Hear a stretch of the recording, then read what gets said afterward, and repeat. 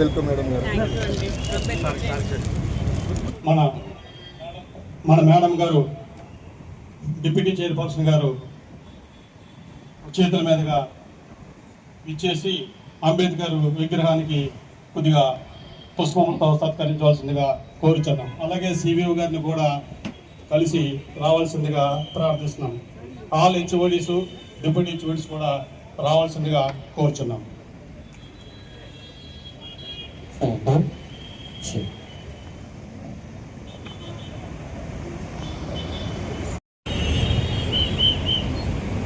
జై భీమ్, జై భీమ్, జై భీమ్.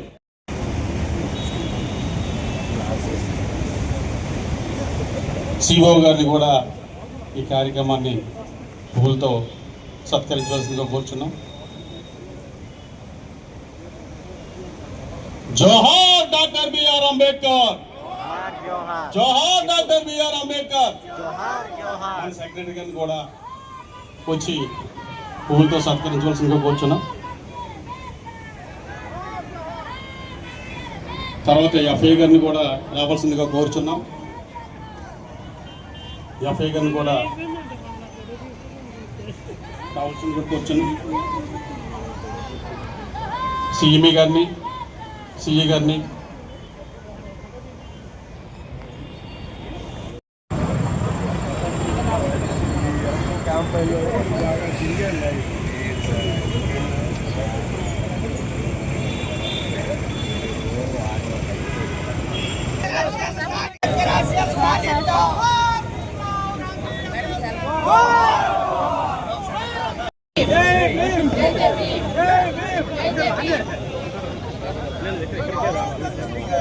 వర్ధిల్లాలి భారత రాజ్యాంగం, వర్ధిల్లాలి భారత రాజ్యాంగం, ఫూలే అంబేద్కర్ ఆలోచన విధానమే, ఫూలే అంబేద్కర్ ఆలోచన విధానమే, ఫూలే అంబేద్కర్ ఆలోచన విధానమే, ఫూలే అంబేద్కర్ ఆలోచన విధానమే. కాపాడుకుందాం భారత రాజ్యాంగాన్ని, రక్షించుకుందాం భారత రాజ్యాంగాన్ని. జై భీమ్, జై భీమ్, జై Bhim.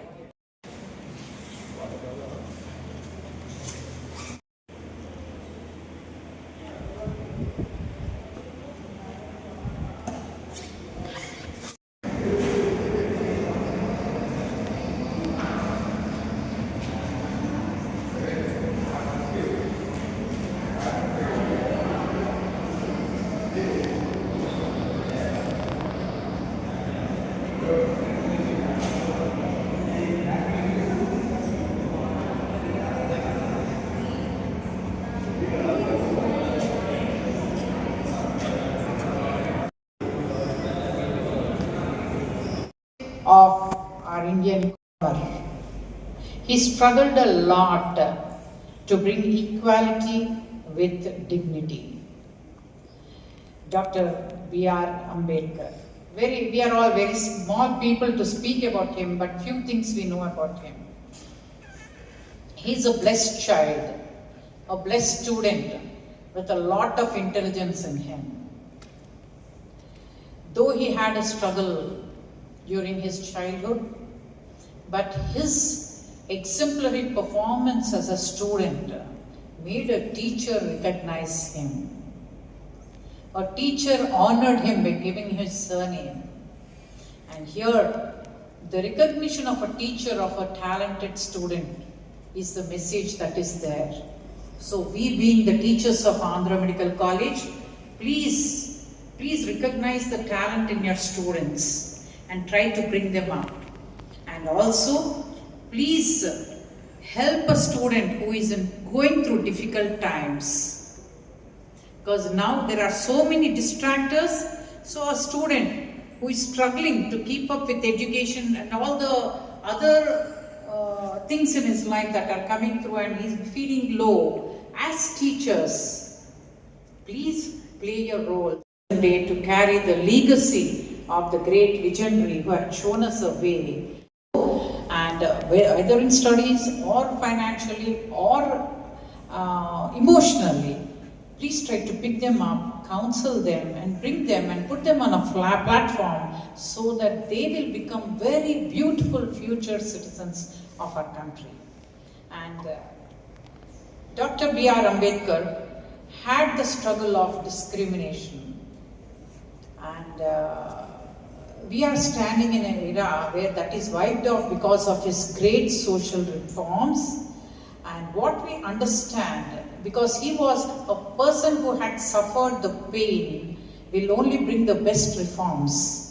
And he had given so much of, other than his capabilities like an economist and so many other features, because he's so intelligent, he's a member of, recipient of many degrees, diplomas, certifications. But he has brought out so many reforms, especially as gender reforms, and also wiping out his struggle to wipe out the discrimination in all forms. So we have to carry this in our life. So what we are going to do to pay respect to the great legendary is, please respect each and every person who are on our way.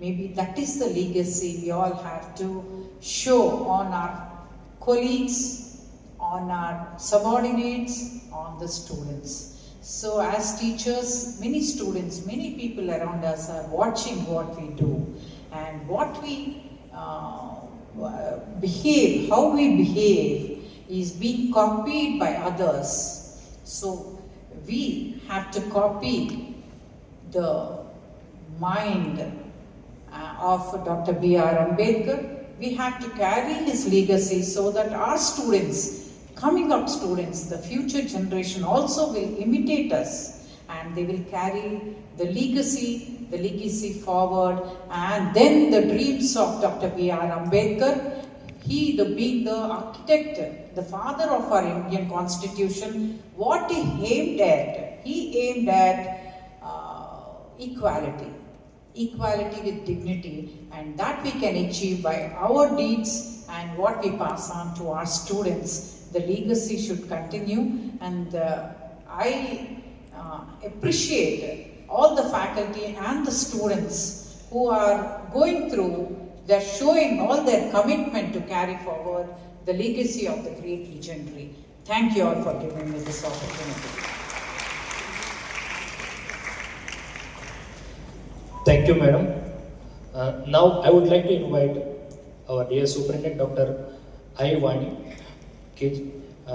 Ma'am, please lead us.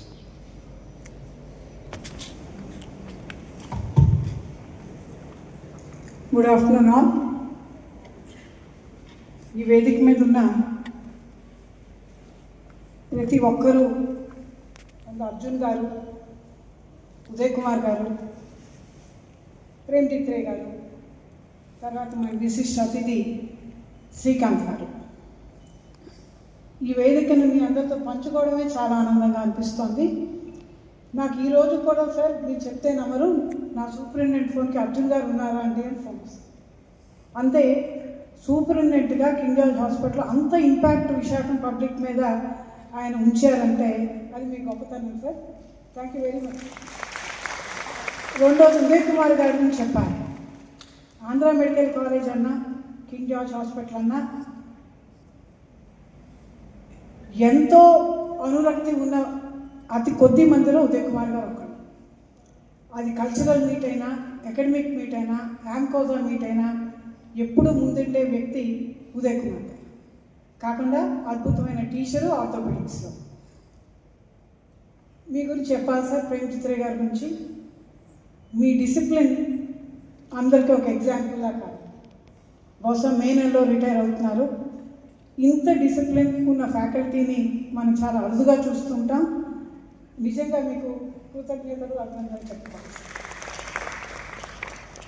తర్వాత మన dynamic principal madam Sanjay madam, students అందరినీ ఒక తాట్లో పెట్టడానికి ఆవిడ చేస్తున్న కృషిని కూడా ఈ సందర్భంగా అభినందించుకోవాలి. అయితే ఈ రోజున చాలామంది చెప్పారు, ఈ అద్భుత సమావేశ మందిరంలో మనం ఈ రోజున డాక్టర్ బిఆర్ అంబేద్కర్ గారి జయంతి సందర్భంగా మనందరూ ఇక్కడ సమావేశం అవ్వడం చాలా చాలా ఆనందంగా ఉంది. మొట్టమొదటిసారి ఇంత అద్భుతమైన సమావేశ మందిరంలో మనం ఈ జయంతి ఉత్సవం జరుపుకుంటున్నాం. అయితే మన ఫస్ట్ వక్తగా ఉంటే కనుక మనకి చాలా ఉంటాయి చెప్పడానికి. బహుశా నేను లాస్ట్ బట్ వన్ అయి ఉంటాను. చాలామంది చాలా విషయాలు ముందే చెప్పేస్తున్నారు, నేను కొంచెం రాసుకొచ్చాను కానీ నేను అందరూ చెప్పేస్తున్నారు సార్ అంతమంది. అయితే ఇంకొన్ని 1-2 విషయాలు మనందరికీ బిఆర్ అంబేద్కర్ గారు రాజ్యాంగ రూపశిల్పిగా సృష్టికర్తగా మనందరి మదిలో ఆల్రెడీ నాటుకుపోయినట్టు విషయం. ఆయన జీవితంలో ఎన్నో ఒడిదుడుకులు అవన్నీ ఎదుర్కొని భారతరత్నగా నిలిచారు, మనందరితో కీర్తింపబడారు అంటేనే మనం ఆయనకి శతకోటి వందనాలు చెప్పుకోవాల్సిన సందర్భం. ఇందాక ఉదయ్ కుమార్ గారు అంటున్నారు, కొంతమంది చాలామంది కొందరి వాళ్ళే అనుకుంటారని. కాదండి, బిఆర్ అంబేద్కర్ గారు అందరివాడు అని నమ్మే కొద్దిమందితో నేను మాట్లాడతాను. మీ అందరం కూడా ఆ భావంతోనే ఉన్నాం. బిఆర్ అంబేద్కర్ భారతీయులందరికీ అందరివాడు. అయితే మనం ఒకటి 2 విషయాలు మాత్రం నేను చెప్పాలని అనుకుంటున్నాను. బిఆర్ అంబేద్కర్ గారు లేబర్ రైట్స్ మీద కూడా ఉద్యమం చేసి ఉన్నవారుగా చాలామంది తెలియకపోవచ్చు. ఆయన పని గంటలు 12 గంటల నుంచి 8 గంటలకి తగ్గించడంలో ప్రముఖ పాత్ర వహించింది అంబేద్కర్ గారు. ఇంకొకటి ఎంప్లాయీస్ ఇన్సూరెన్స్ స్కీమ్ స్టార్ట్ చేయాలి అనే భావన కూడా ఇచ్చింది కూడా బిఆర్ అంబేద్కర్ గారు.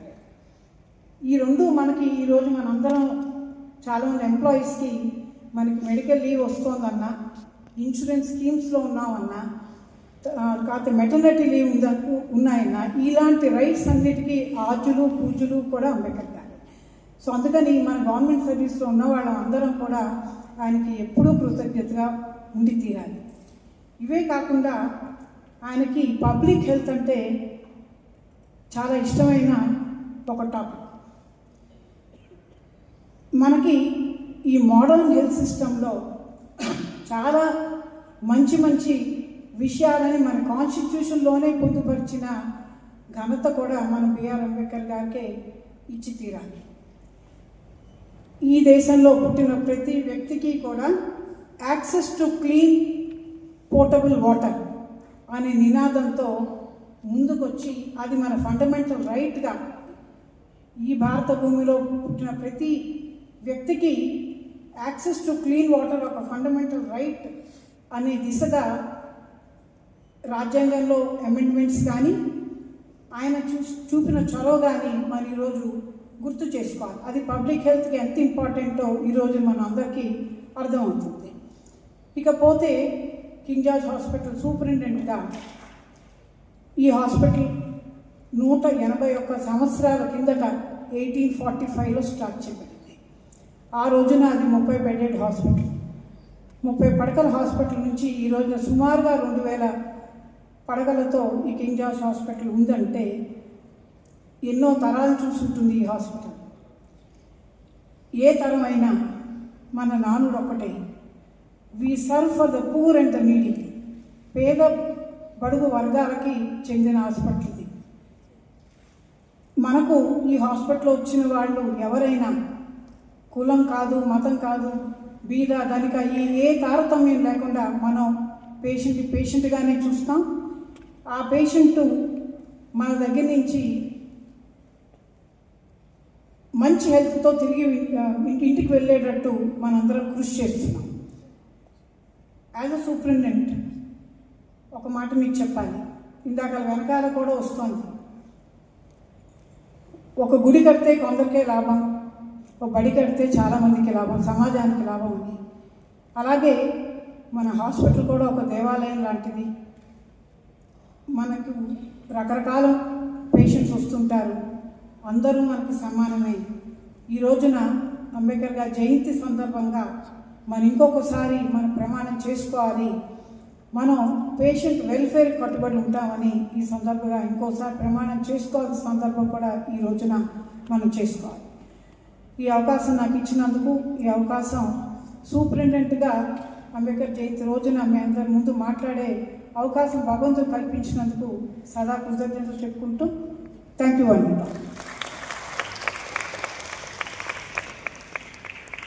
And thank you very much, madam, for your speech.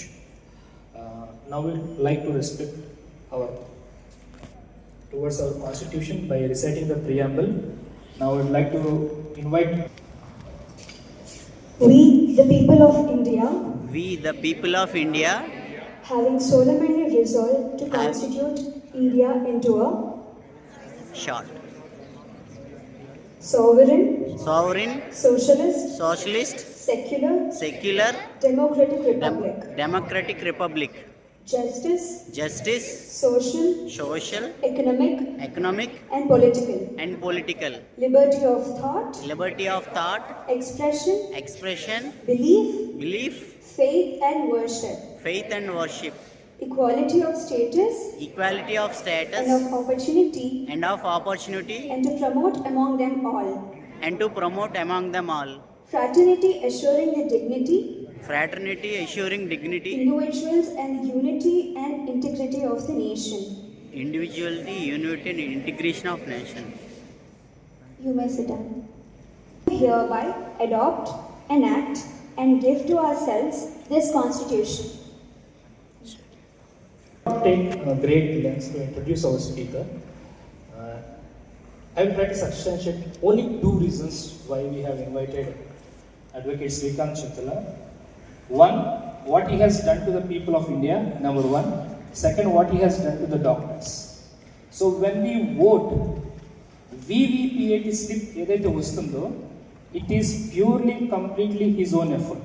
He won case against Election Commission of India even before he became an advocate. Commissioner and Srikanth Chintala has drafted what is the necessity for providing the doctors with PPE kits, and me and other advocate drove to the High Court of Andhra Pradesh in that curfew, and then Justice Maheshwari, he took the case as sumoto, and then he delivered immediate judgment to provide all the doctors with PPE kits. So these are the 2 things which makes him an able person to speak on Constitution of India on this day. Thank you.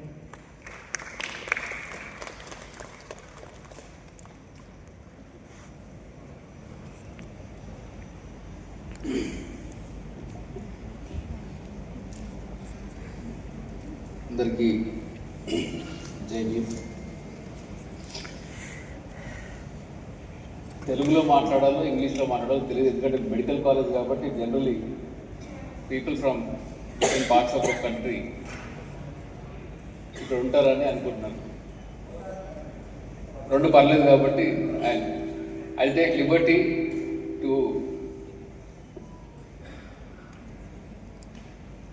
use English and Telugu as much as possible. So non-locals ఎవరైనా ఉన్నా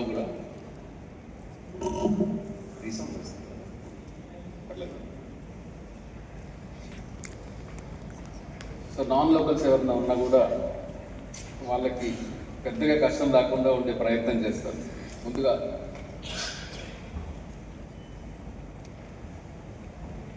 నాకు ఈ treatment ఎవరు ఇస్తారో తెలియదు కానీ పేర్లు మర్చిపోయే ఒక రోగం, అందుకనే రాసుకున్నాను ఇప్పుడు పేరు. But before I thank individual dignitaries on the dais, ఈ particular auditorium, it reminds me of Dr. Ambedkar, who said, one of the remarkable speeches, he said, I measure the progress of success with the progress of women achieved in that society. And of samajam, progress of society, he measures with the progress women made in that society. ఇందాక నేను అక్కడ కూర్చొని నా తోటి dignitaries మాట్లాడేటప్పుడు superintendent గారు women leader, principal గారు, women leader. I was counting, ఇక్కడ 33% రిజర్వేషన్ ఉందని. There are about 150 female doctors and would be doctors and only 109-110 odd students. So the ratio is high. Led by women leadership, it inspires and it assures that somewhere Dr. Ambedkar's scheme of constitution, Ambedkar's thought of constitution is in the right path. So Dr. Sanjay Rani garu, Dr. Vali garu, Dr. Arjun garu, former superintendent. I was told that he was one of the founding, organizers and founding members of this auditorium. Uday Kumar garu and Premjit Ray garu. Premjit Ray garu ni recent ga ఒకసారి ఒక సందర్భంలో కలిసే అవకాశం దొరికింది. And I was amazed. And మన superintendent గారు, మన principal గారు అనుకుంటాను బహుశా, యాజ్ రైట్లీ పుట్, అంతసేపు మాట్లాడతారని అనుకోలేదు. నేను ఆల్రెడీ విన్నాను చాలాసేపు సార్ మాట్లాడింది. Is an exemplary speaker in fact. I will get to the topic of today's importance. Constitution మీద, కాన్స్టిట్యూషన్ అనగానే మనకు అందరికీ ఒక ఏలియన్ సబ్జెక్ట్ లాగా ఉండొచ్చు. బహుశా మీరందరూ మెడికల్ బ్యాక్గ్రౌండ్ నుంచి వచ్చారు కాబట్టి ఇంకా అసలు మీకు మొత్తానికి ఏలియన్ సబ్జెక్ట్ అనుకుంటారు. ఎందుకంటే ఈ మధ్య నాకు ఒక ఒపీనియన్ ఫామ్ అయింది ఏంటంటే ఈ కాన్స్టిట్యూషన్ అనేది లాయర్స్ కూడా ఏలియన్ సబ్జెక్టే. ఎందుకని ఏలియన్ సబ్జెక్ట్ అంటే, నేను డిస్ట్రిక్ట్ జ్యుడిషియరీస్లో డిస్ట్రిక్ట్ కోర్ట్ లెవెల్కి వెళ్ళి అక్కడ మీటింగ్స్ పెట్టి స్టార్ట్ చేసి మాట్లాడేటప్పుడు నాకు వచ్చిన ఫీడ్బ్యాక్స్ ఏంటంటే, కొన్ని వందల మీటింగ్స్ బహుశా లాస్ట్ 3-4 ఇయర్స్లో పెట్టుంటాము. ఈ లాస్ట్ 3-4 ఇయర్స్లో జరిగిన మీటింగ్స్లో నా దగ్గరికి వచ్చి అడిగిన రిక్వెస్ట్ ఏంటి అంటే, సార్ మా కాన్స్టిట్యూషన్ మీద లెక్చర్స్ ఇవ్వండి అని. నేను యూనివర్సిటీకి వెళ్ళి కాన్స్టిట్యూషన్ చెప్తూ ఉంటాను, కాలేజీలకు వెళ్ళి కాన్స్టిట్యూషన్ చెప్తూ ఉంటాను, కానీ మీరు ఆల్రెడీ ప్రాక్టీసింగ్ లాయర్స్ కదా, మీకు ఎందుకు కాన్స్టిట్యూషన్ కావాలి అని అడిగినప్పుడు నాకు వచ్చిన ఆన్సర్స్ ఏంటి అంటే, మాకు బుక్ నాలెడ్జ్ ఉంది కానీ కాన్స్టిట్యూషన్ డే టు డే లైఫ్లో మేము డే టు డే ప్రాక్టీస్ ఎలా యూజ్ చేయాలో మాకు డిస్ట్రిక్ట్ కోర్ట్స్లో మాకు అవసరం ఉండదు. ఎందుకంటే హైకోర్ట్ లాయర్స్కి కొంచెం different. High court lawyers we are everyday with the constitution, everyday with the constitution principles మేము చదవాలి, తప్పదు మాకు. High courts and supreme court it's all about constitutional law, majority law is constitutional law. కానీ వేరే డిస్ట్రిక్ట్ జ్యుడిషియరీలోకి వచ్చేటప్పటికి ఇది లేదు. Then it raises another question. ఇప్పుడు లాయర్స్గా ఒక క్వాలిఫైడ్ లాయర్ అయ్యి వచ్చిన తర్వాత మాకు రాజ్యాంగం గురించి పూర్తిగా అవగాహన లేదు అని చెప్తున్నారు అంటే, what about the common citizenry? So అప్పుడు నేను, మన డాక్టర్ ఆరోగ్య గారు, ఇంకొంతమంది మా లైక్ మైండెడ్ ఫ్రెండ్స్ అందరం కలిసి ఒక ప్రోగ్రామ్ డిజైన్ చేసాం. ఈ ప్రోగ్రామ్ ఏంటి అంటే, కాన్స్టిట్యూషన్ని కాలేజెస్ లెవెల్కి తీసుకెళ్దాము, డిస్ట్రిక్ట్స్లో వెళ్ళి కాన్ఫరెన్సెస్ పెడదాము అని చెప్పి institutions, government officials went up to, there was an occasion when, we were inspired by all this, there was an occasion when ISRO also invited for a lecture on constitution. It went up to that level.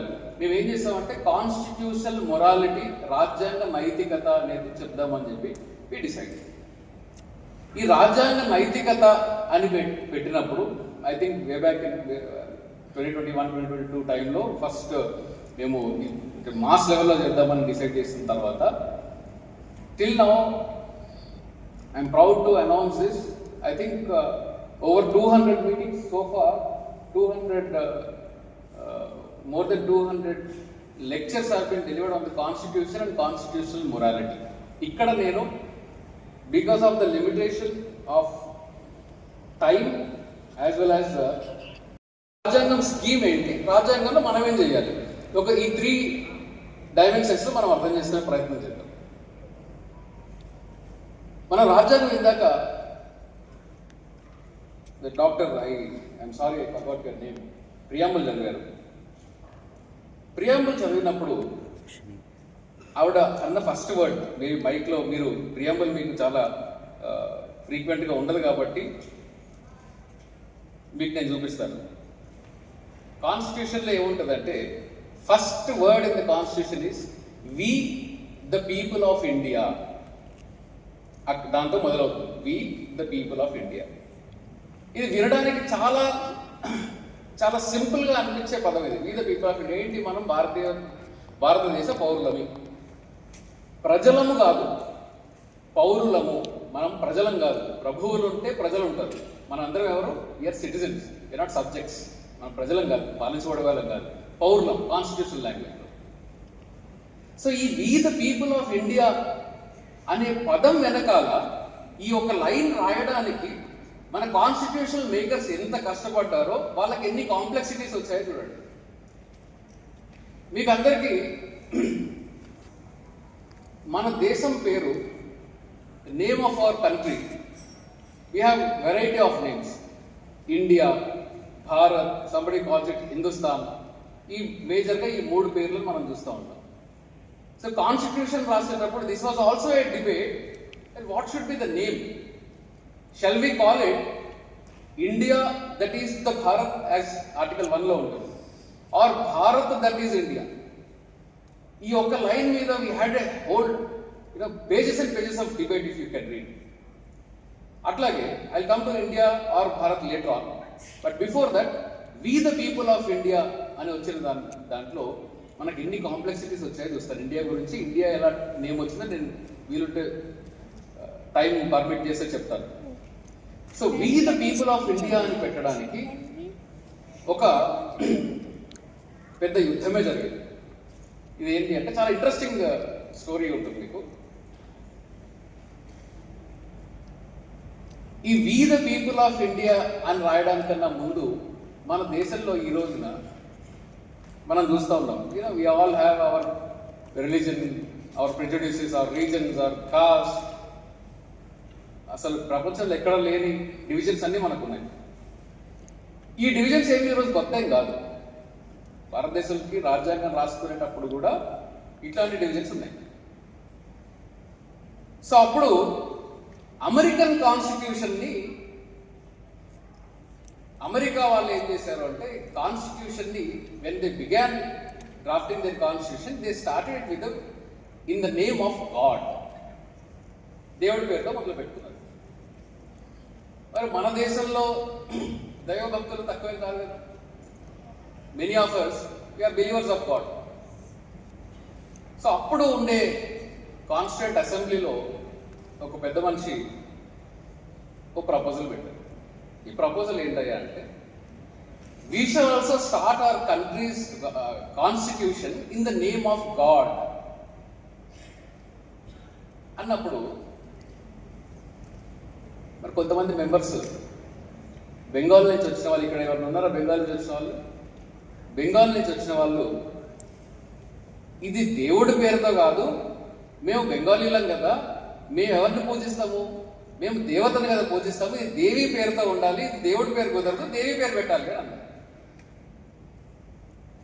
కొంతమంది లేచి లేదు లేదు ఇది గాంధీ గారి పేరుతో start చేయాలి అన్నారు. ఆ చర్చ కూడా జరిగింది. In the name of Gandhi అని స్టార్ట్ చేద్దామని చెప్పి. సో ఇప్పుడు ఇవంతా పేచీ ఎందుకు అని చెప్పి చాలామంది మెంబర్స్ వచ్చి, లేదు లేదు ఈ గొడవ మంచిది కాదు, let us come for a consensus, దీని మీద మనం ఓటింగ్కి వెళ్తే బాగుంటుంది అంటే, లేదు కుదరదు, ఇది ఎవరు దీన్ని ఒప్పుకోవడం లేదు కాబట్టి అందరూ అసెంబ్లీలో గోల పెడుతున్నారు కాబట్టి, మీరు అసెంబ్లీలో గోల అంటే ఇప్పుడులాగా కుర్చీలు ఎత్తుకుంటున్నారేమో అనుకునే వాళ్ళు కాదు. పార్లమెంటరీ బిహేవియర్ అంటే యాక్చువల్గా డిగ్నిఫైడ్గా ఉంటుంది, ఇప్పుడులాగా ఉండదు. సో అప్పుడు చాలా డిగ్నిఫైడ్గా మంచి ఆర్గ్యుమెంట్స్ పెట్టి చేస్తుంటే, then chairman of constituent assembly doctor Rajendra Prasad ఆయన ఏం చేశారంటే, ఇదంతా తెగేటట్టు లేదు అని చెప్పి finally they went for voting. అంటే దీని వెనకాలంటే ఈ స్టోరీ వెనకాల ఉండే మీనింగ్ని, వాళ్ళ ఒపీనియన్స్ ఆ టైంలో ఆ జనరేషన్లో మన కోసం వాళ్ళు ఎలా ఆలోచించారో ఆ దృక్పథం మీకు అర్థం కావడానికి చెప్తున్నాను. సో మొత్తానికి కాన్స్టిట్యూంట్ అసెంబ్లీలో ఓటింగ్ పెట్టారు. ఈ ఓటింగ్ పెట్టారు, దేనికి ఓటింగ్ పెట్టారు అంటే, దేవుడికి మనిషికి మధ్యలో ఓటింగ్ జరిగింది. దేవుడికి మనిషికి మధ్యలో ఓటింగ్ జరిగింది. 41 ఓట్లు దేవుడికి వచ్చాయి, 68 ఓట్లు మనిషికి వచ్చాయి. మనిషి గెలిచాడు మన రాజ్యాంగంలో. అందుకని we the people of India అని రాస్తున్నాం. మన రాజ్యాంగానికి మనిషి మూలం, మనిషి మానవ హక్కులు మూలం అని చెప్పడానికి ఇది ఒక నిదర్శనం. ఎందుకు అంటే మన కాన్స్టిట్యూషన్ స్కీమ్ని సెక్యులర్ స్కీమ్గా తయారు చేయడానికి, ఒక సెక్యులర్ కాన్స్టిట్యూషన్ ఇవ్వడానికి పడిన కృషి ఈ రోజున మనము ఇదే అసెంబ్లీలో, పార్లమెంట్లో, కెన్ యూ ఇమాజిన్ ఈ రోజు ఉండే పార్లమెంటేరియన్స్ కానీ, ఈ రోజు ఉండే అసెంబ్లీలో ఉండే మెంబర్స్ కానీ, ఎవరైనా కానీ ఇంత డిగ్నిఫైడ్గా, ఇంత హుందాగా ఇలాంటి టాపిక్స్ గురించి చర్చించి ఓటింగ్కి వెళ్ళగలరు? కేసులు, ధర్నాలు, రాస్తారోకోలు, గొడవలు ఇన్ని జరుగుతాయి. కానీ ఆ రోజుల్లో మన కాన్స్టిట్యూట్ అసెంబ్లీ డిబేట్స్లో, కాన్స్టిట్యూట్ అసెంబ్లీలో కాన్స్టిట్యూషన్ రాసే టైంలో డాక్టర్ బాబాసాహెబ్ అంబేద్కర్ ఏమడిగారంటే, మనము కొన్ని రిజిడ్ వర్డ్స్ తీసుకురావాలి, కొన్ని రిజిడ్ ఒపీనియన్స్ ఈ కాన్స్టిట్యూషన్లో పెట్టాలి అని అనుకున్నప్పుడు, అంటే ఈ పదాలని పెట్టాలి అని అనుకున్నప్పుడు సెక్యులర్ అనే పదాన్ని పెట్టాలి అని అనుకున్నారు. మీరందరూ చాలాసార్లు మీడియాలో వినే ఉంటారు, India is a secular country అని ఒకరు అంటే, లేదు ఇది సెక్యులర్ కంట్రీ కాదు, ఇది ఇట్స్ ఎ రిలీజియస్ కంట్రీ అని ఒకరు, లేదంటే కాన్స్టిట్యూషన్లో సెక్యులర్ అనే పదాన్ని ఇందిరాగాంధీ తీసుకొచ్చారని ఒకరు. ఇట్లాంటి ఒపీనియన్స్ చాలా ఉంటాయి. కానీ ఇదేం కొత్త ఒపీనియన్ కాదు, కొత్త ఆర్గ్యుమెంట్ ఏం కాదు. కాన్స్టిట్యూంట్ అసెంబ్లీలో కూడా ఈ సెక్యులర్ అనే పదాన్ని పెట్టాలి అని అనుకున్నప్పుడు బాబాసాహెబ్ అంబేద్కర్ ఏమన్నారంటే, అప్పుడు ఒక మనిషి చాలా మంచి మేధావి ఉంటాడు, మంచివాడు అయి ఉంటాడు, వాడికి ఏదో చాలా చాలా క్వాలిటీస్ ఉంటాయి, ఇవన్నీ ఉన్నాయనే విషయాన్ని మెడలో బోర్డు వేసుకొని తిరుగుతారు. నేను మంచివాడిని, నేను ఆయన గుడ్ ఫెలో అని బోర్డు వేసుకొని తిరుగుతారా? కాదు కదా.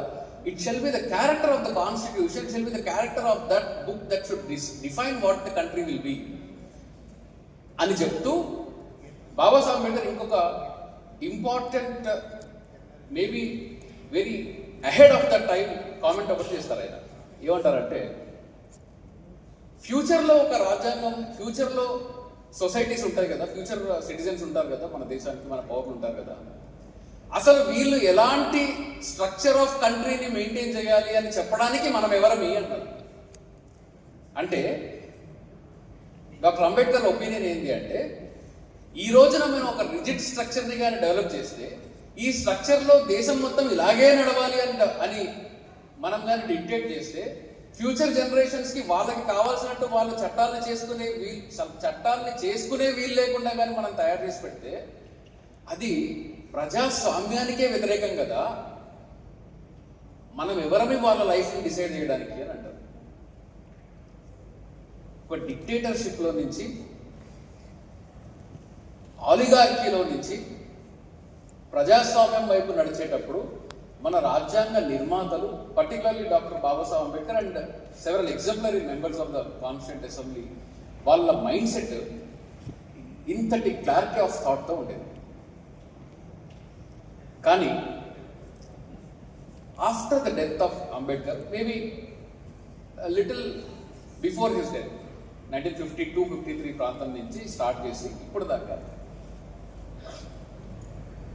ఈ ఇంగ్లీష్లో కాన్స్టిట్యూషన్ ఏమో కానీ, ఇక్కడ తెలుగులో ఎవరన్నా రాజ్యాంగాన్ని, తెలుగులో హిందీలో ఎవరన్నా రాజ్యాంగాన్ని కొనుక్కొని చదివితే, ఇంగ్లీష్లో కాన్స్టిట్యూషన్ మీద ఉండే క్రిటిసిజం ఏంటి అంటే, ఇంగ్లీష్ లిటరేచర్లో, లా కాలేజీల్లో మాకు కూడా సిలబస్లో చెప్పే క్రిటిసిజం ఏంటి అంటే, ఈ కాన్స్టిట్యూషన్ ఏమీ కొత్తదేం కాదు, ఈ కాన్స్టిట్యూషన్ కొత్తదేమీ కాదు, ఈ constitution majority of the constitution 1935 యాక్ట్లో నుంచి తీసుకొని వచ్చారు, కొంతవరకు అమెరికా నుంచి తెచ్చుకున్నారు, కొంత ఇంగ్లాండ్ నుంచి తెచ్చారు, ఇది బారోడ్ కాన్స్టిట్యూషన్ అని చెప్తారు. Misconceptions of doctor Ambedkar's constitution అని పెట్టాం కదా, అందుకే చెప్తున్నారు. సో కాన్స్టిట్యూషన్ ఈ భారతదేశానికి ఇదేమి ఫ్రెష్ ఒరిజినల్ కాన్స్టిట్యూషన్ కాదు, it is a borrowed constitution అనేది క్రిటిసిజం. బాబాసాహెబ్ అంబేద్కర్ టైంలో, maybe just before he died, he himself answered this question. ఆయన ఏమంటారంటే, మనం అప్పటికే మనం రాజ్యాంగం రాసుకునే టైంకి అప్పటికే రిటర్న్ కాన్స్టిట్యూషన్స్ ఏంది అనేది, రిటర్న్ కాన్స్టిట్యూషన్ ఒక దేశానికి ఎలా ఉండాలనేది డిసైడ్ అయిపోయింది. We had other countries constitutions also to borrow. మనకు వేరే దేశంలో కాన్స్టిట్యూషన్స్ ఉంటాయి కదా మనం తీసుకునేది. So the structure, skeleton, what are the principles of a state, how a state should function, how a democracy should function అనేది already అప్పటికే decide అయిపోయింది. ఇప్పుడు మనం చేసేది ఏంటి అంటే అందులో ఉండే లాక్యునాస్ని మార్చడము, అందులో ఉండే అంటే వేరే కంట్రీస్లో వేరే సివిలైజేషన్స్లో వాళ్ళు రాసుకున్న రాజ్యాంగంలో ఉండే లాక్యునాస్ని మార్చడము, అట్ ద సేమ్ టైం మనకు కావాల్సినట్టు దాన్ని కస్టమైజ్ చేయడము, మన దగ్గర రాజ్యాంగాన్ని అమలు పరచకుండా సమాజంలో ఏమన్నా ఇష్యూస్ ఉంటే వాటిని డీల్ చేసేటట్టు మన రాజ్యాంగాన్ని రాసుకోగలగడం, ఇంతే మనం చేయగలిగింది అని ఆయన ఆన్సర్ ఇచ్చారు. కానీ నేను మీ అందరి ముందు ఇంకొక యాంగిల్లో ఈ క్రిటిసిజంని ప్రజెంట్ చేయాలనుకుంటున్నాను. రాజ్యాంగం ఏం చెప్తుంది? రాజ్యాంగానికి ముందు, రాజ్యాంగానికి తర్వాత మనకుండే మేజర్ చేంజెస్ ఏంటి ఈ కంట్రీలో? Equality, Liberty, right to life, fraternity and so on and so fourth, right to freedom of trade and profession, ఎవరన్నా ఏ పనన్నా ఎక్కడికన్నా వెళ్ళి తీసుకోవచ్చు, ఇలాంటివి కదా మనకు వచ్చింది. సో ఇప్పుడు ఈ రాజ్యాంగం మనకు వేరే దేశం నుంచి రాజ్యాంగం మన దగ్గరకు వచ్చింది, వేరే దేశం నుంచి మనం తెచ్చుకున్నాము అని అంటే మనం దీన్ని ఇంకొక యాంగిల్లో అర్థం చేసుకునే ప్రయత్నం చేద్దాం. కెన్ యూ సే మా దేశానికి సమానత్వం లేదు, మాకు సమానత్వం తెలియదు కాబట్టి మేము సమానత్వాన్ని అమెరికా నుంచి అరువు తెచ్చుకున్నాము, మా దేశంలో మాకు స్వేచ్ఛ అంటే ఏందో తెలీదు, స్వేచ్ఛ లేదు కాబట్టి మేము స్వేచ్ఛని నెదర్లాండ్స్ నుంచి తెచ్చుకున్నాము? ఇది వినడానికి బాగుందా? ఇది నిజమేనా? మన కామన్ సెన్స్కి అర్థమవుతుంది కదా. రాజ్యాంగాన్ని మనం అరువు తెచ్చుకోలేదు, రాజ్యాంగాన్ని అరువు తెచ్చుకున్నాము అంటే మన మైండ్స్లో మనకు తెలియకుండానే ఒక ఇంప్రెషన్ ఏం క్రియేట్ అవుతుందంటే బహుశా ఇది మనది కాదేమో అని క్రియేట్ అవుతుంది. ఇది చాలా ప్రమాదకరమైన ఒక ఫినామినా. ఎందుకు చెప్తున్నాను అంటే ఈరోజు యూట్యూబ్స్ ఓపెన్ చేసిన, ఫేస్బుక్ ఓపెన్ చేసిన, డిజిటల్ ప్లాట్ఫామ్స్లో ఉండే చిన్న చిన్న ఈ షార్ట్ వీడియోస్, రీల్స్ లాంటివి ఏదో ఉంటాయి, ఇవన్నీ ఓపెన్ చేసినా కానీ మైక్లో ఒక 1 minute 2 minutes వీడియో దొరికిన ప్రతి వాడు రాజ్యాంగం మీద కామెంట్ చేసేవాడే, కామెంటరీ చేసేవాడే, రాజ్యాంగం మీద అటాక్ చేసేవాడు. సో దీన్ని మనం ప్రాపర్గా అర్థం చేసుకోలేకపోతే బహుశా ఎక్కడో ఇదే నిజమేమో అనుకునే ప్రమాదం ఉంది. ఆ ఇదే నిజమేమో అనుకునే ప్రమాదం ఉంది కాబట్టి నేను రాజ్యాంగ స్కీమ్ని మీ ముందు ప్రజెంట్ చేస్తున్నాను. సమానత్వం, ఈక్వాలిటీ. ప్లెయిన్ లాంగ్వేజ్లో ఈక్వాలిటీ అంటే ఏంటి? చట్టం ముందు అందరూ సమానం, ఎవరిని డిస్క్రిమినేట్ చేయడానికి లేదు. అంటే ఎవరిని అంటే చట్టం ముందు మేల్, ఫీమేల్, జెండర్ బయాస్ ఉండకూడదు, కాస్ట్ బయాస్ ఉండకూడదు, రిలీజియస్ బయాస్ ఉండకూడదు, ప్లేస్ ఆఫ్ బర్త్ ఆధారంగా డిస్క్రిమినేట్ చేయకూడదు. ఈవెన్ నౌ కాన్స్టిట్యూషన్ జూరిస్ప్రుడెన్స్ ఎక్కడ దాకా వచ్చింది అంటే ఫిజికల్ డిజేబిలిటీస్ ఉన్నా కానీ వాళ్ళని డిస్క్రిమినేట్ చేయడానికి లేదు అని చెప్పి వచ్చింది. మరి ఇప్పుడు మోస్ట్ కాంట్రవర్షియల్ సబ్జెక్ట్ అయిన సమానత్వానికి మోస్ట్ కాంట్రవర్షియల్ సబ్జెక్ట్, మరి అందరూ సమానమే అయితే, అందరూ సమానంగా ఉంటే అంబేద్కర్ మీద ఉండే క్రిటిసిజం, బాబాసాహెబ్ అంబేద్కర్ అనగానే ఒక క్లాస్ ఆఫ్ కమ్యూనిటీస్ నుంచి వచ్చే క్రిటిసిజం ఏంటి? మరి అందరూ సమానమైతే రిజర్వేషన్ ఎందుకుంది? దీన్ని అర్థం చేయించడానికి చాలా సింప్లిఫైడ్ ఒక ఎగ్జాంపుల్ ఇస్తాను నేను. Not a caste example. Army ఉంది ఎగ్జాంపుల్. ఈ ఇండియన్ ఆర్మీలో హిల్ స్టేషన్లో మీకు తెలుసో లేదో, ఒక్కొక్క హిల్ స్టేషన్లో పర్టికులర్లీ నార్త్ ఈస్టర్న్ రీజన్లో, నార్దర్న్ రీజన్లో, కాశ్మీర్ రీజన్స్లో అక్కడ ఒక్కొక్క హిల్ మీద ట్రెక్కింగ్ చేసుకుంటూ 4-5 days ట్రెక్ చేసి పైకి వెళ్ళి అక్కడ ఒక 1 week 10 days డ్యూటీ చేసి, ఆ డ్యూటీ చేసిన తర్వాత మళ్ళీ వీళ్ళు వెనక్కి రావాలి. ఒక్కరే వెళ్తారు, మళ్ళీ 1 army person వెళ్ళిపోతుంది.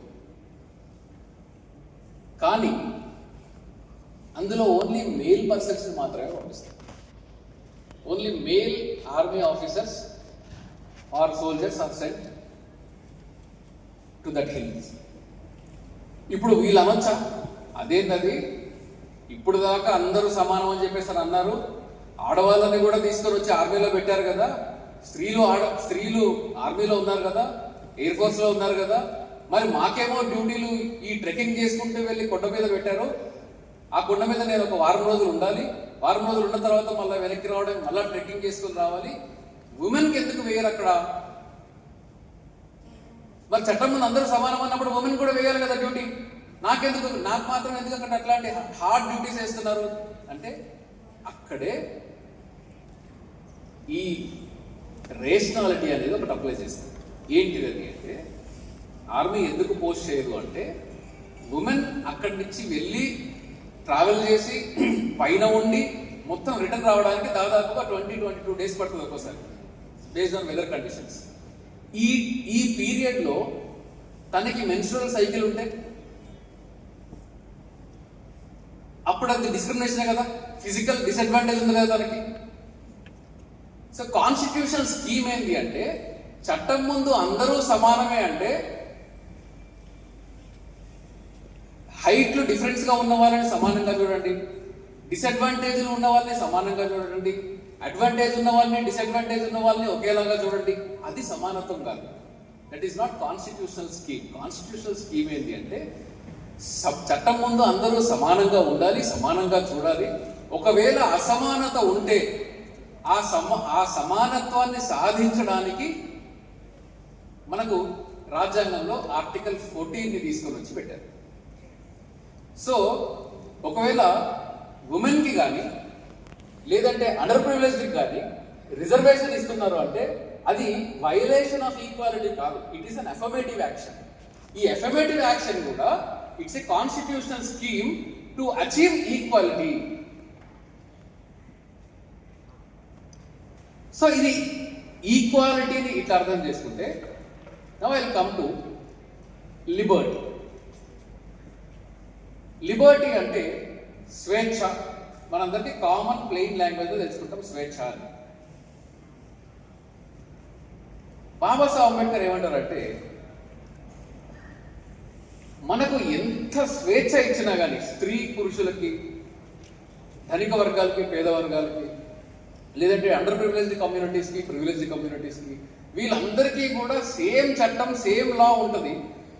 కానీ ఒక ప్రివిలేజ్డ్ పర్సన్కి మాట్లాడే అధికారం ఎక్కువగా ఉండడం ఉంటుంది. అండర్ ప్రివిలేజ్డ్ పర్సన్కి మాట్లాడాలి అనుకున్నా కానీ ఆపర్చునిటీ ఉండదు బికాస్ ఆఫ్ ఈక్వాలిటీ. ఇద్దరికీ స్వేచ్ఛ ఉంటుంది కానీ సమానత్వం ఉండదు. సమానత్వం లేకపోవడం వల్ల రాజ్యాంగం ఇచ్చిన స్వేచ్ఛ కూడా వాళ్ళకి పనికి రాకుండా పోతుంది. ఒకవేళ ఇద్దరికీ సమానత్వం ఇచ్చి స్వేచ్ఛ ఇవ్వలేదనుకోండి, అప్పుడు సమానత్వం కూడా పనికి రాకుండా పోతుంది. సో స్వేచ్ఛ అయినా సమానత్వం అయినా ఈ రెండు కూడా ఒకదానితో ఒకటి కలిసి నడవవలసినవి. Liberty is of no avail to anybody without their being fraternity and equality. ఇది మన రాజ్యాంగం ఫౌండింగ్ ఫాదర్స్ మన కోసం ఇచ్చిన ఒక కాన్స్టిట్యూషనల్ స్కీమ్. మీరందరూ మెడిసిన్ చదువుతున్నారు కదా, చదువుతున్నారు ఆర్ మేబీ పీజీ స్టూడెంట్స్ కూడా ఉంటుంటారు ఇక్కడ. నేను మెడికల్ కాలేజెస్కి వెళ్ళినప్పుడు చాలా కామన్గా క్వశ్చన్ ఆన్సర్ సెషన్ తీసుకునేంత టైం ఉన్నప్పుడు చాలా కామన్గా నాకు ఈ మెడికల్ లీగల్ సంబంధించిన ఇష్యూస్ అడుగుతూ ఉంటారు. ఇలాంటి కేసెస్ మీరు ఏమన్నా చూసారా? డెత్ డ్యూటీ నెగ్లిజెన్స్ కేసులు చూసారా? చాలా ఇంట్రెస్టింగ్. డెర్మటాలజీ స్టూడెంట్ ఒకసారి ఇది అడిగారు. చాలా ఇంట్రెస్టింగ్ క్వశ్చన్స్ అడుగుతూ ఉంటారు. దానికన్నా ముందు ఈ 1-to-1 క్వశ్చన్ ఆన్సర్ సెషన్ కన్నా ముందు నేను మెడికల్ స్టూడెంట్స్కి అసలు రాజ్యాంగము, చట్టం మీద అవగాహన అవసరమా లేదా అనే దాని మీద గవర్నమెంట్తో ఫ్రీక్వెంట్గా నెగోషియేట్ చేస్తున్నాం. I wrote several letters, even education మినిస్ట్రీకి కూడా దీని గురించి రాశాను నేను. ఎందుకు అంటే ఎంబీబీఎస్లో మీకు మీ హక్కులు తెలియాలి అంటే స్కూల్ లెవెల్లో కాన్స్టిట్యూషన్ మీద ఫండమెంటల్ రైట్స్ ఏంటి, ఇదేంటి, directive principles of state policy, fundamental duties ఇంతవరకే నేర్పిస్తారు. కానీ ఒక కాన్స్టిట్యూషనల్ క్యారెక్టర్ని నేర్పించాలి అంటే అది చిన్నప్పుడు స్కూల్లో ఉండేది కాదు, ప్రొఫెషనల్ లెవెల్లో కూడా ఉండాలి అనేది నా వ్యక్తిగతమైన అభిప్రాయం. ఎందుకు అని అంటే, ఇందాక సూపరింటెండెంట్ గారు మాట్లాడుతూ ఒక very interesting and appreciable comment ఒకటి చేశారు ఆవిడ ఏమన్నారంటే, మన దగ్గరకు వచ్చే వారందరినీ కూడా మనము అదే సమానత్వంతో అందరినీ ఈక్వల్గా చూడగలగడము అనే దాని మీద ఆవిడ కామెంట్ చేసి she was reaffirming that we should treat all our patients equally. ఈ అందరినీ సమానంగా చూడాలి ఈజ్ ఫైన్, కానీ if there arise a situation, ఒక మెడికల్ లీగల్ కేసు నేను డీల్ చేసేటప్పుడు డాక్టర్ ఆపరేషన్ చేశారు. ఆపరేషన్ చేసినప్పుడు పేషెంట్కి ముందు ఇచ్చిన కౌన్సిలింగ్ కాకుండా he had to take out another kidney. ఈ పేషెంట్ ఏం చేశారంటే, నాకు చెప్పలేదు, ఈ పలానా కిడ్నీ తీసేస్తానని నాకు చెప్పలేదు, కాబట్టి అతని వల్ల లేటర్ ఆన్ నా వైఫ్ చనిపోయింది అని చెప్పేసి కోర్టుకు వచ్చాడు. కోర్టుకు వచ్చినప్పుడు ఈ డాక్టర్ గారు నా దగ్గరికి వచ్చారు. ఈ డాక్టర్ గారిని నేను అడిగాను, డాక్టర్ గారు మీరు నిజంగా చెప్పారా లేదా ఆయనకి అని అడిగాను. అంటే లేదు సార్, మేము ఒకసారి ఆపరేషన్ కోసం ఓపెన్ చేసినప్పుడు మేము ఆన్ ద టేబుల్ మేము ఒక కాల్ తీసుకోవాల్సి ఉంటుంది, మరి ఆ కాల్ తీసుకోవాలి అని అన్నప్పుడు నేను ఆపరేషన్కి వెళ్ళాను. It was a purely medical decision. ఆ డెసిషన్ని నేను ఎక్కడికన్నా వచ్చి నేను సమర్థించుకుంటాను. It's not a wrong decision. వాళ్ళు ఏదో చేస్తున్నారు. ముందు ఎథిక్స్ కమిటీ దగ్గర కూడా తీసుకెళ్లారు, మెడికల్ కౌన్సిల్ కూడా వెళ్ళారు. Everybody side no I'm right అని చెప్పేసి అన్నారు. కానీ ఆ ఒక్క కేసులో ఒకవేళ ఆ డాక్టర్ గారికి కొంచెం ప్రికాషనరీగా బేసిక్స్ ఆఫ్ ద లా ఆయన కానీ ఫాలో అయ్యి ఉండుంటే అంతటి లీగల్ ట్రబుల్ ఆయన చూసేవాళ్ళు కాదు.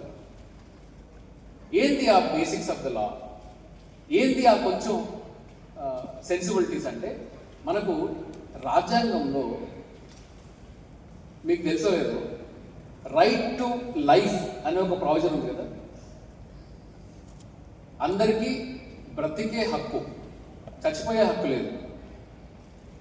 ఈ రైట్ టు లైఫ్ అనే ఒక ప్రావిజన్లో ఎంబడీడ్ ప్రిన్సిపల్ ఏంటి అంటే, సుప్రీంకోర్టు రీసెంట్గా ఇంటర్ప్రిట్ చేసింది, నిద్రపోవడం కూడా మీ హక్కే. నిద్రపోవడము ఫండమెంటల్ రైట్. నిద్రపోవడం ఎట్లా ఫండమెంటల్ రైట్? నేను I coming to the point, మీకు అర్థం చేయడానికి చెప్తున్నాను. నిద్రపోవడం ఎట్లా ఫండమెంటల్ రైట్ అని మీరు అనుకోవచ్చు. There was this famous case, Ramdev Baba, మీకు తెలిసే ఉంటారు. రామ్దేవ్ బాబా ఆయన యాజిటేషన్ చేసేటప్పుడు, ఇండియా అగేన్స్ట్ కరప్షన్ యాజిటేషన్ చేసేటప్పుడు, అరవింద్ కేజ్రీవాల్ వాళ్ళతో ప్రీవియస్ హిస్టరీ అది చేసేటప్పుడు ఆయన ఏం చేశారంటే, దీక్ష చేస్తానంటూ ఢిల్లీలో ఒక ప్లేస్లో కూర్చొని ఆయన దీక్ష చేస్తూ నిరాహార దీక్ష చేసి కూడా నిద్రపోయినాడు. ఈ నిద్రపోయిన తర్వాత పోలీసు వాళ్ళు ఎర్లీ మార్నింగ్ వచ్చి రామ్దేవ్ బాబాని నిద్రలేపి అరెస్ట్ చేసి తీసుకుపోయాడు.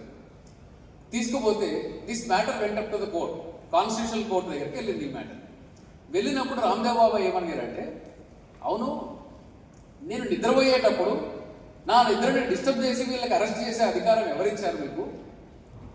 నేను నిద్ర లేచేదాకా వెయిట్ చేయాలి కదా అని చెప్తే కోర్టు ఏమన్నది అంటే, ఎస్ కరెక్టే కదా, బ్రతికుండాలి అంటే నిద్రపోవాలి కదా, అడిక్వేట్ స్లీప్ ఉండాలి కదా, పీస్ఫుల్ స్లీప్ ఉండాలి కదా, స్లీప్ని డిస్టర్బ్ చేయడం కూడా ఫండమెంటల్ రైట్ డిస్టర్బెన్స్ అని చెప్పి కోర్టు చెప్పింది. Can you imagine? అంటే బ్రతకడానికి కావాల్సిన, బ్రతకడానికి ఎఫెక్ట్ అయ్యే ఎటువంటి ఫినామినా మన ముందు ఉన్నా కానీ అవతల వ్యక్తి దాన్ని రెస్పెక్ట్ ఇవ్వాలి, ఇన్ఫార్మ్డ్ డెసిషన్ తీసుకునే రైట్ని అవతల వ్యక్తికి ఇవ్వాలి. అంటే రామ్దేవ్ బాబా గారిని నిద్ర లేచేదాకా వెయిట్ చేసి ఆయనకి ఒక వారెంట్ ఇచ్చి, లేదు వారెంట్ ఇచ్చి అంటే సినిమా భాషలో చెప్తున్నాను, ఆయన ఎందుకు నేను అరెస్ట్ చేస్తున్నాం అనే గ్రౌండ్స్ ఆయనకి చెప్పి తనకు ఒక ఇన్ఫర్మేషన్ ఇచ్చి ఆ తర్వాత తీసుకోవాలి.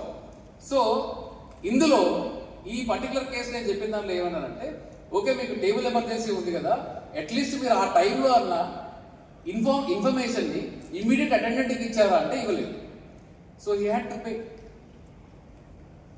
ఎందుకు తెలియదు అంటే ప్రోటోకాల్ నుండి వచ్చు.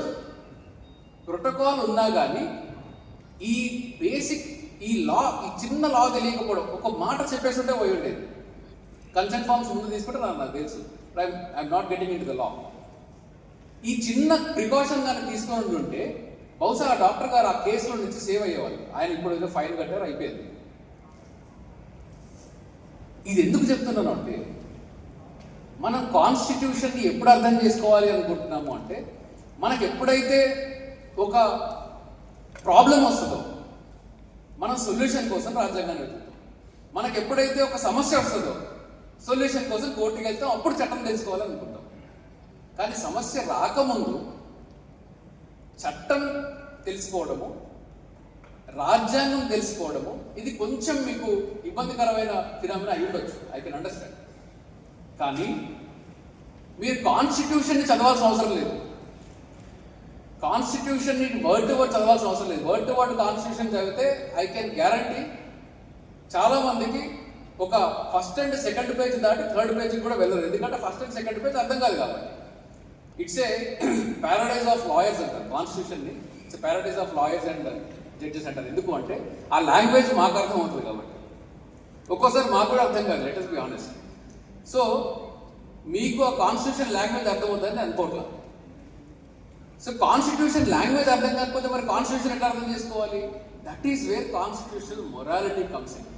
రాజ్యాంగ నైతికత ఎట్లా వస్తుంది అంటే, రాజ్యాంగంలో చెప్పిన మౌలిక సూత్రాలని, అంటే బేసిక్ ఫండమెంటల్ రైట్స్ని, ఈ ఫండమెంటల్ రైట్ ఎప్పుడు వైలేట్ అవుతుంది, అవతల వాడి ఫండమెంటల్ రైట్ ఎప్పుడు వైలేట్ అవుతుంది, నా ఫండమెంటల్ రైట్ ఎప్పుడు వైలేట్ అవుతుంది అని బేసిక్ అవగాహన మనకు తెలుసుకున్నప్పుడు మనకు కాన్స్టిట్యూషనల్ స్కీమ్ అర్థమైపోతుంది. మీకు క్యాన్సర్ ఆర్ ఇన్క్యూరబుల్ డిసీజెస్ కొన్ని ఉంటాయి కదా. Cancer is now A curable disease అండి నాకుండే క్వాకరీ నాలెడ్జ్లో. చాలా ఇన్క్యూరబుల్ డిసీజ్ ఉన్నాయి కదా. మీకు ఒక చట్టం పేరు చెప్తా, ఎంతమందికి తెలుసో నాకు చేతులు లేపు చెప్పండి. I'm asking this question consciously because I want to see ఇప్పుడు అప్కమింగ్ డాక్టర్స్లో ఈ ఒక్క చట్టం ఎంతమంది తెలుసో నేను తెలుసుకోవాలనుకుంటున్నాను.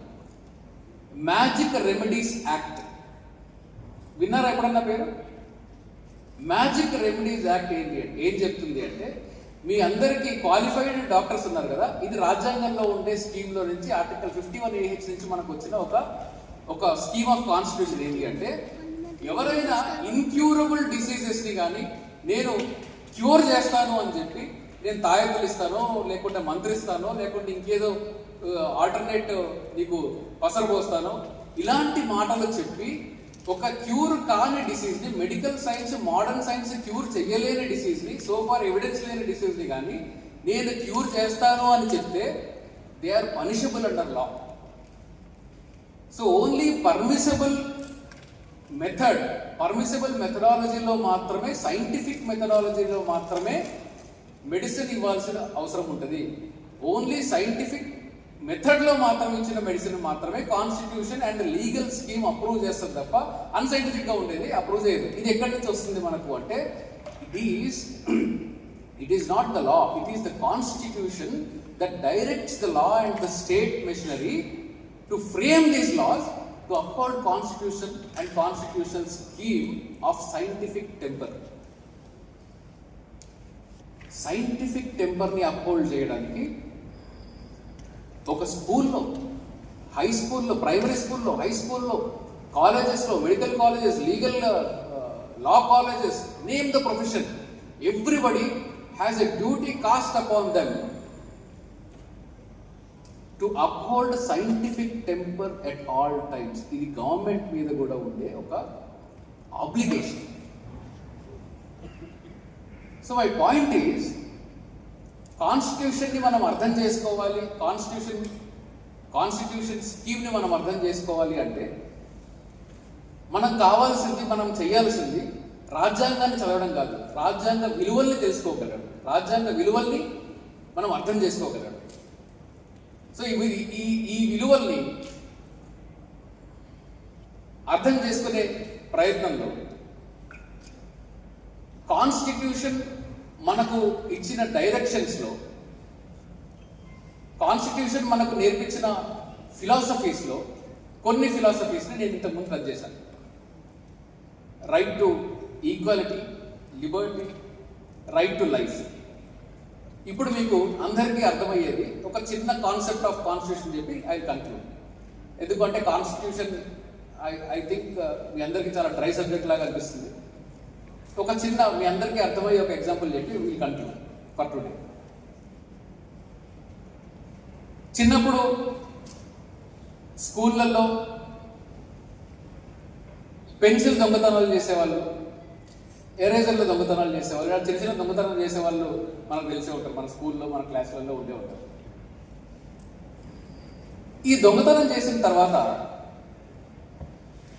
ఒక స్టూడెంట్ ఇంకో స్టూడెంట్ మీద కంప్లైంట్ ఇస్తే టీచర్ వచ్చి స్టూడెంట్ ఏమడుగుతుంది, అరే నువ్వు నిజంగా పెన్సిల్ దొంగతనం చేసావా అని అడుగుతారు. అడుగుతారా లేదా? నువ్వు పెన్సిల్ దొంగతనం చేసావా అని అన్నప్పుడు ఆ పిల్లవాడు ఏం చెప్తాడు? లేదు లేదు నేను దొంగతనం చేయలేదు అని చెప్తాడు. ఇది పెన్సిల్ దొంగతనానికి స్కూల్లో టీచర్కి స్టూడెంట్కి మధ్యలో జరిగే కాన్వర్సేషన్. ఇదే ఒకవేళ పెద్దవాళ్ళ మధ్యలో జరగాలి అంటే రాజ్యాంగం మధ్యలోకి వస్తుంది. అప్పుడు అది ఏంటి అంటే, మీ మీద ఒక నింద, మీ మీద ఒక నేరారోపణ వచ్చినప్పుడు, if you are made and accused in a case, no police, no court can question నువ్వు నేరం చేసావా లేదా, నువ్వే నేరం చేసావు కదా అని చెప్పేసి మిమ్మల్ని అనడానికి వీల్లేదు. సినిమాల్లో చూపిస్తూ ఉంటారు కదా, ఫేమస్ చిరంజీవి సినిమా, మీరు ఇక్కడ ఎంతమంది ఆ సినిమా చూసారో నాకు తెలియదు, maybe my generations movie goonda అనే ఒక సినిమా ఉండేది. దాంట్లో చాలా ఫేమస్ సీన్ ఏంటి అంటే, హీరో చిరంజీవిని పోలీసు వాళ్ళకు కన్ఫెషన్ రాసి ఈ నేరం నేనే చేశానని కన్ఫెషన్ రాసి ఈయన దగ్గర ఎస్ నేరం ఒప్పించే ప్రయత్నంలో వేలుముద్ర వేపిద్దామని చెప్పేసి పేపర్ పట్టుకొని వేలుముద్ర వేయించడానికి మొత్తం పోలీస్ స్టేషన్ అంతా వస్తే పెద్ద ఫైట్ సీన్ జరుగుతుంది అక్కడ. ఇది యాక్చువల్గా రియల్ లైఫ్లో ఎట్లా జరుగుతుంది అంటే, మీ దగ్గరికి వచ్చి మీరు కన్ఫెషన్ రాసివ్వండి అంటే, మీరు పోలీసు వాళ్ళు ఈ నేరం నువ్వే చేసావు కదా, ఓ murder case whatever case it is, పిలిచి ఈ నేరం నువ్వే చేసావు కదా, నీ మీద అందరూ కంప్లైంట్ ఇస్తున్నారు కాబట్టి నువ్వే చేసినట్టున్నావు, నువ్వు నేరం ఒప్పుకుంటున్నట్టు నువ్వు నాకు రాసివ్వు అంటే పేపర్ తీసుకొని అభ్యంతరం లేకుండా రాసి సంతకం పెట్టి ఇచ్చేయండి. ఎందుకు అంటే, ఇది కోర్టుకి తీసుకువెళ్ళినప్పుడు ఆ కోర్టులో ఉండే జడ్జి గారు మీరే నేరాన్ని ఒప్పుకున్న కాగితం ఉంటుంది కదా, సిగ్నేచర్ చేసి, దీన్ని మొత్తము మడిచి డస్ట్బిన్లో పడేస్తారు. ఎందుకు పడేస్తారు అంటే, constitution is protecting you. The constitution says you cannot be, no person shall be compelled to be witness against himself. మీకు వ్యతిరేకంగా మీరే సాక్ష్యం ఇచ్చుకొని మీకు పనిష్మెంట్ ఇస్తారు అంటే, మీరు ఇచ్చిన సాక్ష్యం బేసిస్ మీద మీకు పనిష్మెంట్ ఇవ్వడానికి రాజ్యాంగం ఒప్పుకోదు. అందుకనే ఏమంటారు అంటే, criminal law is mighty state against a tiny man. State చాలా పవర్ఫుల్. నా దగ్గర పోలీసు ఉంటారు, ప్రాసిక్యూషన్ ఉంటారు, పెద్ద పెద్ద లాయర్లు ఉంటారు, జడ్జిలు ఉంటారు, వీళ్ళందరూ కలిసి స్టేట్ అయితే ఒక్క అక్యూజ్డ్ పర్సన్, ఒక చిన్న పర్సన్, ఒక నేను నా మీద ఒక నేరాన్ని మోపినప్పుడు నేను దాన్ని ప్రూవ్ చేసుకోవాలి అనేది రాజ్యాంగం ఏం చెప్తుంది అంటే, నో, ఒక వ్యక్తి తను తప్పు చేశాడు అనే విషయాన్ని తను రుజువు చేసుకోవాల్సిన అవసరం లేదు. ఎవరైతే నింద వేస్తున్నారో, ఎవరైతే ప్రాసిక్యూషన్ మీ మీద అక్యూజ్డ్ పర్సన్ అని చెప్పేసి పెట్టారో, ఆ person, prosecution should prove that the person is guilty of N offence. అంటే నేను తప్పు చేశాను అనే విషయాన్ని ప్రాసిక్యూషన్ ప్రూవ్ చేయాలి. ఇది ఎక్కడి నుంచి వచ్చింది?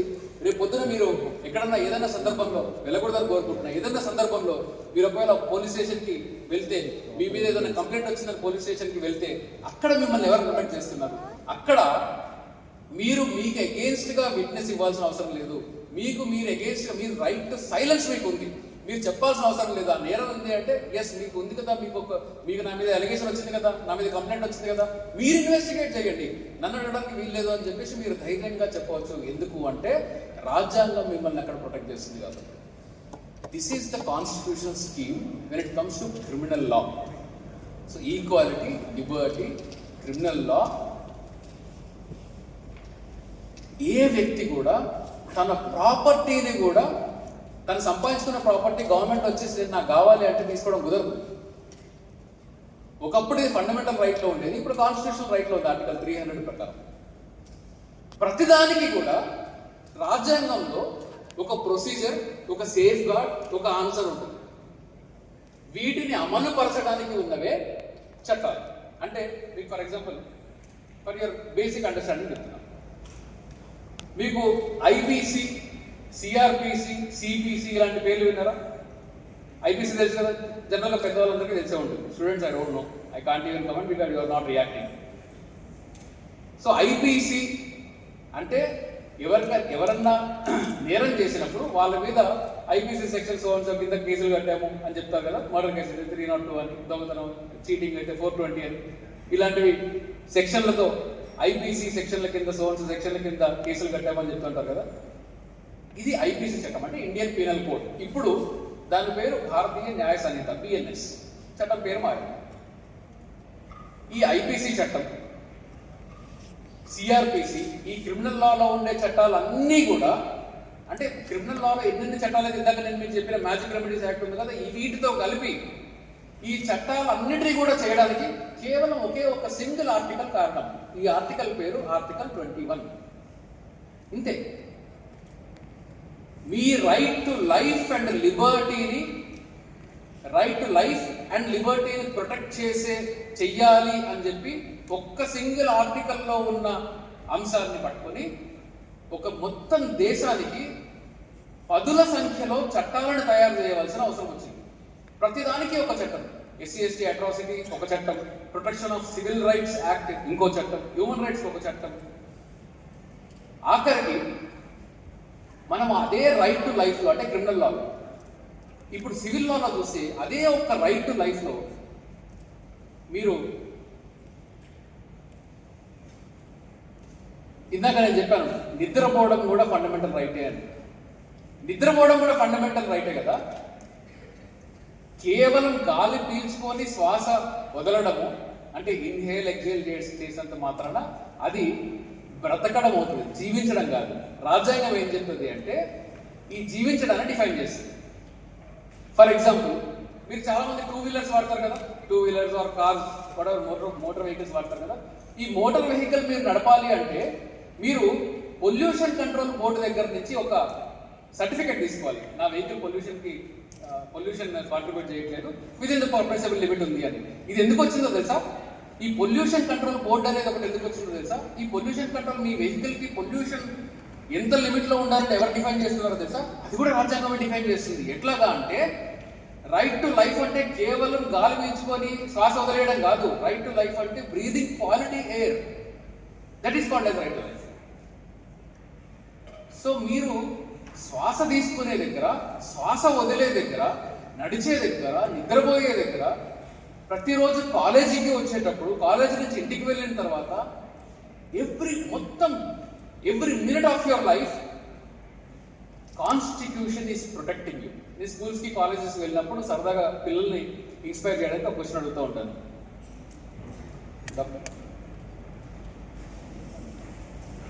కాన్స్టిట్యూషన్ మీద లెక్చర్స్ ఇవ్వడానికి, లా మీద చెప్పడానికి వెళ్ళినప్పుడు నేను చాలా ఫ్రీక్వెంట్గా పిల్లలు అడుగుతూ ఉంటాను, ఈ లా మిమ్మల్ని ఎలా ప్రొటెక్ట్ చేస్తుంది అంటే నాకు రకరకాల ఆన్సర్లు ఇస్తూ ఉంటారు. ఇప్పుడు నేను చెప్పిన వాటిలో ఏదో ఒక 2-3 ఎగ్జాంపుల్స్ ఇస్తూ ఉంటాను. నేను ఐ లాస్ట్ దెమ్, అవును పిల్లల్ని, ఇదంతా స్కూల్ పిల్లల్ని అడుగుతూ ఉంటాను నేను, అవును మీకు ఈ చట్టాలు ఉన్నాయి కదా, మీకు ఈ రైట్స్ ఉన్నాయి కదా, ఈజ్ ఇట్ పాసిబుల్ మీరు పుట్టక ముందే మీకు రైట్స్ ఉన్నాయి తెలుసా? మీరు పుట్టక ముందే లా మిమ్మల్ని ప్రొటెక్ట్ చేయడం స్టార్ట్ చేస్తుంది తెలుసా అని అడిగినప్పుడు వాళ్ళు చాలా ఫ్యాసినేట్ అవుతారు. ఇట్లా అసలు నేనే లేను కదా, నేను లేనప్పుడు నా హక్కులను ఎలా కాపాడతారు, నేను లేనప్పుడు నాకు అసలు హక్కులు ఎక్కడి నుంచి వచ్చాయి అంటే, మీరు మీ అందరికీ బాగా తెలిసిన చట్టం ఏంటది? స్కాన్ చేసినప్పుడు అమ్మాయిలని అబ్బాయిలని జెండర్ని ఐడెంటిఫై చేయకూడదనే చట్టం ఏంటి? Which act defines it? Correct. So మీకు ఆ చట్టము ఎక్కడుంది?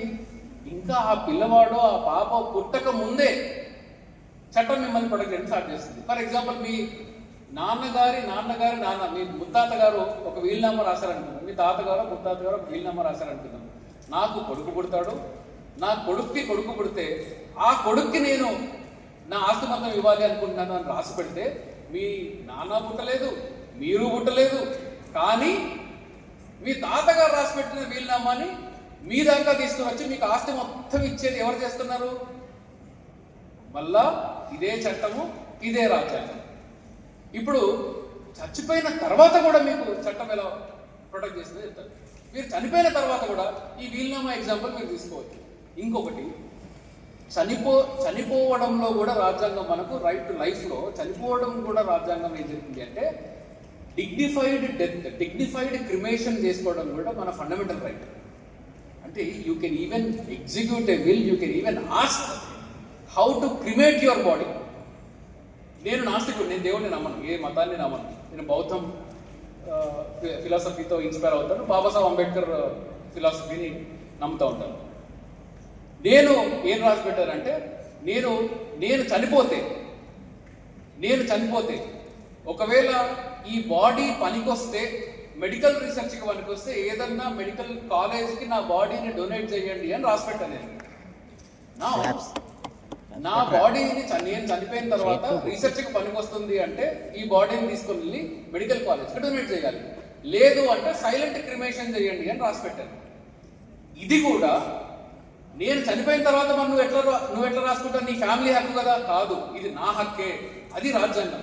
సో నేనేం చెప్తున్నానంటే పాయింట్ ఏంటి అంటే రాజ్యాంగం అనేది ఎవ్రీడే లైఫ్, మీరు పుట్టక ముందు నుంచి చనిపోయిన తర్వాత కూడా మిమ్మల్ని మీ ఆలోచనని, మీ హక్కులని కాపాడే ఒక స్కీమ్, ఒక మాస్టర్ డాక్యుమెంట్ ఈజ్ కాన్స్టిట్యూషన్. మీరు అనుకోవచ్చు కాన్స్టిట్యూషన్ మనకి ఇండియాలో ఏదైనా అన్యాయం జరిగితే సుప్రీంకోర్టుకి వెళ్తాం. ఇండియాలో సుప్రీంకోర్టు సుప్రీం కాదు, ఇండియాలో పార్లమెంట్ సుప్రీం కాదు, ఇండియాలో only supreme authority is the constitution of India. Supreme court అయినా కానీ కాన్స్టిట్యూషన్కి లోబడి జడ్జిమెంట్లు ఇవ్వాలి, కాన్స్టిట్యూషన్ ఇంటర్ప్రిట్ చేసి జడ్జిమెంట్లు ఇవ్వాలి. పార్లమెంట్ అయినా కానీ కాన్స్టిట్యూషన్కి బేస్ అయ్యి మాత్రమే వాళ్ళు చట్టాలు చేయవలసి ఉంటుంది. ఎందుకు అంటే ఆర్టికల్ 13, మీకు వీలుంటే ఎప్పుడన్నా గూగుల్ చేసి చూడండి దయచేసి. లాంగ్వేజ్ కొంచెం కాంప్లెక్స్గా అనిపించవచ్చు. ఆర్టికల్ 13 ఒకసారి చూడండి. ఆర్టికల్ 13 ఏం చెప్తుంది అంటే, కన్క్లూడ్ విత్ దిస్, ఆర్టికల్ 13 ఏం చెప్తుంది అంటే ఏ చట్టమైనా రాజ్యాంగం రాకముందు ఉన్న చట్టాలైనా కానీ, అది మతం ఇచ్చిన చట్టాలు కావచ్చు, కులాలు ఇచ్చిన చట్టాలు కావచ్చు, ప్రాంతంలో ఉన్న చట్టాలు కావచ్చు, వాట్ ఎవర్ చట్టాలు ఏదన్నా కావచ్చు, జమీందారులు చేసింది కావచ్చు, ఎవరన్నా చేసింది కావచ్చు, ఎలాంటి చట్టమైనా కానీ రాజ్యాంగం వచ్చే నాటికి ఒకవేళ ఆ చట్టంలో ఉండే ఎటువంటి ప్రావిజన్ అయినా కానీ రాజ్యాంగంలో ఉండే మౌలిక అధికారాలకి, ఫండమెంటల్ రైట్స్కి ఎక్కడైనా డైరెక్ట్లీ ఆర్ ఇండైరెక్ట్లీ వ్యతిరేకంగా ఉన్నా కానీ, అంటే liberty, equality, fraternity, education, right to life, right against self determination, whatever fundamental రైట్స్కి ఉన్నది, మీకు ఆ ఫండమెంటల్ రైట్స్కి వ్యతిరేకంగా ఉన్న ఎటువంటి చట్టమైనా కానీ ఆ రోజు నుంచి చెల్లదు అని డిక్లరేషన్ చేసిన కాన్స్టిట్యూషన్ బహుశా ప్రపంచంలో ఉండే కాన్స్టిట్యూషన్లో, ఆ టైంలో వచ్చిన constitution one of the progressive కాన్స్టిట్యూషన్గా మన భారతదేశ కాన్స్టిట్యూషన్లో article 13 doctor Babasaheb Ambedkar draft చేసి పెట్టారు. You all should read this article 13 and article 226. ఈ 3 మాత్రమే చెప్తాను నేను. ఈ 3 నంబర్లు గుర్తుపెట్టుకోండి చాలు. మీకు ఎప్పుడన్నా in your distress, these are the 3 numbers that will save your life and you save everything of your concern. Article 226. మీకు ఏ అన్యాయం జరిగినా కానీ ప్రపంచంలో ఎక్కడా కూడా బహుశా మన భారతదేశంలో ఉన్నటువంటి right, directly you can go to the high court. మీరు మీ జిల్లా కోర్టుకి వెళ్ళాలి, మీ ఇక్కడ కోర్టుకి వెళ్ళాలి కాదు, you can directly go to the high court and question మీ ఫండమెంటల్ రైట్ని ఎక్కడన్నా స్టేట్లో ఉంటే you can directly go to the high court and file a writ petition under 226 of the constitution of India.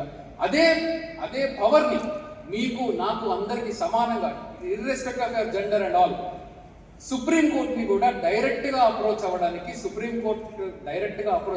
Article 32 of the constitution of India supreme కోర్టుకు డైరెక్ట్గా రమ్మని చెప్పేసి all సిటిజన్కి equal right ఉంది.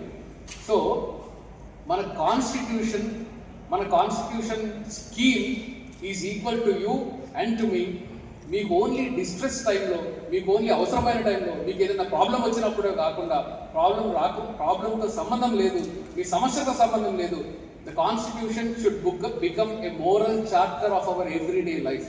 మన రోజువారీ జీవితంలో, మన రోజువారీ ఎవ్రీడే లైఫ్లో కాన్స్టిట్యూషన్ ఎప్పుడైతే ఒక పార్ట్గా తయారవుతుందో అప్పుడు మాత్రమే మనము ఈ కంట్రీని కాన్స్టిట్యూషన్ మేకర్స్, డాక్టర్ అంబేద్కర్తో పాటు ఉన్న కాన్స్టిట్యూషన్ మేకర్స్ ఎలాంటి దేశాన్ని అయితే చూడాలనుకున్నారో ఆ దేశాన్ని మనం నిర్మించుకోవాలి అంటే మనకు ఈ కాన్స్టిట్యూషన్ మొరాలిటీ, కాన్స్టిట్యూషన్ క్యారెక్టర్తో ఉన్న దేశాన్ని నిర్మించుకోవాలంటే మనము ఈ రాజ్యాంగాన్ని తెలుసుకోవాలి. ఆఖరిగా doctor Babasaheb Ambedkar while presenting the constitution, maybe మనము చాలాసార్లు చూస్తూనే ఉంటాము, ఏదైనా ఒక చిన్న ఆర్టికల్ రాసి ఒక చిన్న జర్నల్లో ఒక చిన్న ఆర్టికల్ ప్రపోజ్ చేసిన తర్వాత చాలా మేధావులుగా అందరూ వాళ్ళు అనుకుంటూ ఉంటారు. సీ దిస్ మ్యాన్ ఒక చిన్న టౌన్ నుంచి వచ్చిన ఒక పర్సన్ ఒక సందర్భంలో ఒక రాత్రి జర్నీ చేసుకుంటూ వెళ్తుంటే, తన బ్రదర్, తన సిస్టర్ వాళ్ళ కొడుకు జర్నీ చేసుకుంటూ వెళ్తుంటే వాళ్ళ ఫాదర్ దగ్గరికి అర్ధరాత్రి అంటే లేట్ ఈవినింగ్ అవుతుంది. లేట్ ఈవినింగ్ అయిన తర్వాత వాళ్ళ ఫాదర్ జట్కా బండి పంపిస్తానని చెప్పేసి రైల్వే స్టేషన్కి పంపరు. ఆ టైంలో బాబాసాహెబ్ అంబేద్కర్ని, just imagine the situation, a boy of around 13-14 years, 13-14 సంవత్సరాల ఒక చిన్న బాలుడు బాబాసాహెబ్ అంబేద్కర్, అప్పటికి ఇంకా బాబాసాహెబ్ కాలేదు, కేవలం అంబేద్కర్ అని ఒక చిన్న పిల్లవాడు, తన దగ్గర ఫుల్గా ఫుడ్ ఉంది, రాత్రి అవుతుంది, కానీ వాళ్ళ ఫాదర్ కోసం వెయిటింగ్ ఫర్ వీసా అనే పుస్తకంలో రాశారు. వాళ్ళ ఫాదర్ కోసం వెయిట్ చేస్తూ కేవలం నీళ్లు లేవు అనే కారణంతో 3 చిన్న పిల్లలు ఆ రోజు రాత్రి మొత్తం పస్తులు నిద్రపోయారు. వాళ్ళ దగ్గర ఫుడ్ మొత్తం ఉంది, 3 కాదు 5 మందికి సరిపోయే ఫుడ్ ఉంది, కానీ వాళ్ళకి ఎవరు నీళ్లు ఇవ్వకపోవడం వల్ల, నీళ్లు నిరాకరించిన కారణంగా ఫుడ్ ఉన్నా కానీ తినకుండా పస్తులు పడుకున్న ఒక చిన్న పిల్లవాడు, 13-14 ఏళ్ళ పిల్లవాడికి దేశం మీద కోపం రావాలి, కానీ ఇతను చూడండి దేశభక్తుడుగా అయ్యాడు. దేశానికి మనకు ఇంతటి ప్రోగ్రెసివ్ కాన్స్టిట్యూషన్ ఇవ్వగలిగాడు అంటే what is the mind set that he carried. అందుకని కాన్స్టిట్యూషన్ ని ప్రజెంట్ చేసేటప్పుడు ఆయన ఏమన్నాడంటే, అత్యంత బాధతో ఆయన ఏమన్నాడు అంటే, we are entering in to phase of contradictions. మనం ఒక వైరుధ్యమైన దశలో అడుగుపెట్టబోతున్నాము. ఎందుకు అంటే మనము రాజ్యాంగంలో ఎట్లాంటి ప్రిన్సిపల్స్ మనం తెచ్చుకున్నాము, liberty, equality, fraternity and justice, ఇలాంటి ప్రిన్సిపల్స్ తెచ్చుకున్నాము, కానీ సమాజం దీన్ని తిరస్కరిస్తుంది. సమాజం సమానత్వాన్ని తిరస్కరిస్తుంది, స్వేచ్ఛను తిరస్కరిస్తుంది, రైట్ టు లైఫ్ తిరస్కరిస్తుంది. కాబట్టి ఈ కాన్స్టిట్యూషన్ కి సమాజానికి ఒక కాన్ఫ్లిక్ట్ ఉంది. ఈ కాన్ఫ్లిక్ట్ ఎంతకాలం నడిస్తే, ఈ కాన్ఫ్లిక్ట్ ఇలాగే కొనసాగితే మనం కష్టపడి నిర్మించుకున్న దేశం కొలాప్స్ అయ్యే ప్రమాదం ఉంది. ఎవరైతే దీన్ని నిర్మాణంలో భాగస్వాములు అయ్యారో వాళ్ళే ఈ దేశాన్ని, ఈ రాజ్యాంగాన్ని కొలాప్స్ చేసే పరిస్థితి ఏర్పడుతుంది. కాబట్టి అక్కడ దాకా వెళ్లకుండా ఉండాలి అంటే మన రాజ్యాంగాన్ని, రాజ్యాంగ నైతికతని మనము ఎవ్రీ సిటిజన్లో మనం ఇన్స్టిల్ చేయాలి అని చెప్పి బాబాసాహెబ్ అంబేద్కర్ ఇచ్చిన message. With that I conclude. And ఈ ఆపర్చునిటీ ఇచ్చి ఈరోజు ఇంత మంచి హాల్లో ఎక్కడన్నా అంబేద్కర్ భవన్స్ నేను దాదాపు ఒక 250 ఆడ్ డిస్ట్రిక్ట్స్కి నేను వెళ్ళుంటాను, 250 డిస్ట్రిక్ట్స్కి నేను వెళ్ళుంటాను ఇండియా వైడ్గా. అంబేద్కర్ పేరుతో ఉన్న భవన్ ఇంత ప్రెస్టీజియస్గా, ఇంత లగ్జరియస్గా ఉన్నది నేను ఎక్కడ చూడలేదు. సో నేను ఇన్ఫాక్ట్ ఐఎమ్ ఆల్సో ప్రామిసింగ్, నేను వేరే ఏ అంబేద్కర్ భవన్కి వెళ్ళినా కానీ, ఇండియా మొత్తంలో ఎక్కడ వెళ్ళినా కానీ నేను అక్కడ చెప్తాను, యూ గో టు వైజాగ్, ఏఎంసీకి వెళ్ళండి, అంబేద్కర్ భవన్కి వెళ్ళండి, ఇలాంటివి నిర్మాణం చేసుకోండి అని చెప్తాను. London school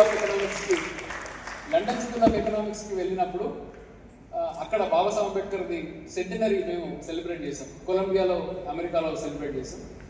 London school of economics చేసాం. అక్కడ ఒక professor of London school of economics who is professor of economics, ఆయన నా దగ్గరకు వచ్చి నన్ను అంబేద్కర్ గురించి, అంబేద్కర్ ఫిలాసఫీస్ గురించి అడుగుతుంటే నేను ఈయన ఏం అడుగుతాడో, నాకు ఈయనకి ఏం తెలుసు అంబేద్కర్ అనుకుంటున్నాను, నాకు తెలుసు మీకు తెలుసుంటాడు అనుకుంటున్నాను.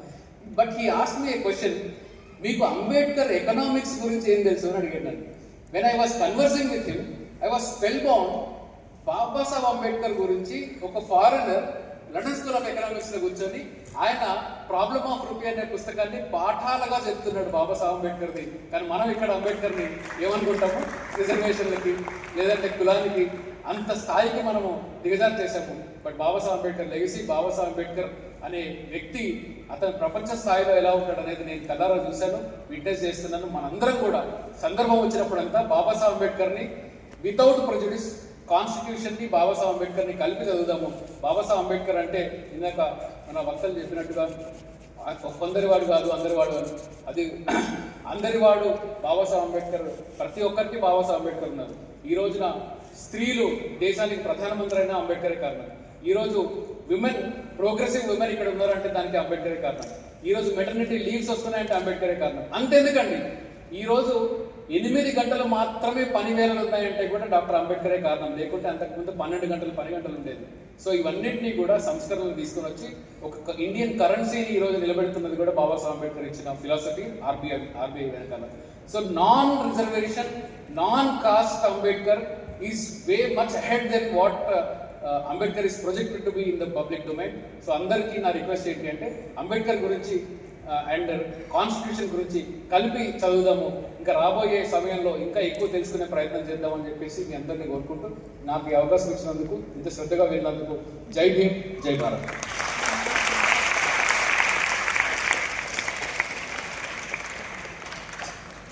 So the response tells the questions from the audience.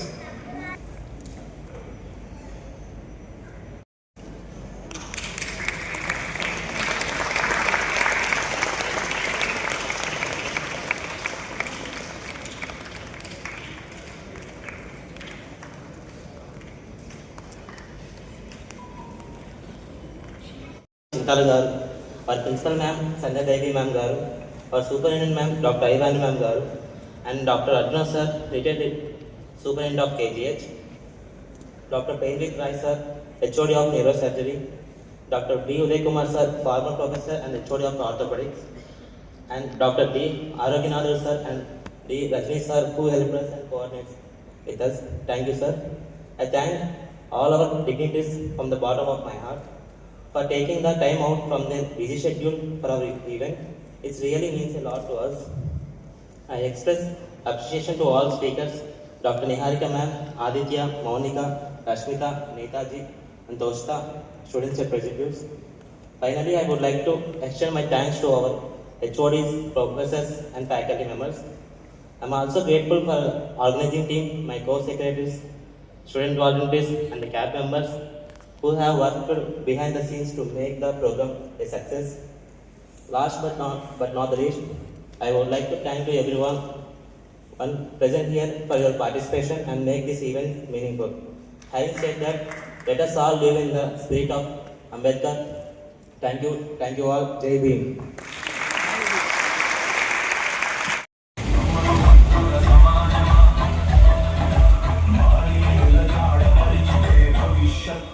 అలాగే circle inspector of police Shri B Lodar Babu గారిని వేదిక మీదకి రావాల్సిందిగా ఆహ్వానిస్తున్నాం. వీరు మరికొద్ది సేపట్లో మేబీ కమిషనర్ గారితో పాటు ఆయన కూడా వచ్చే అవకాశం ఉంది.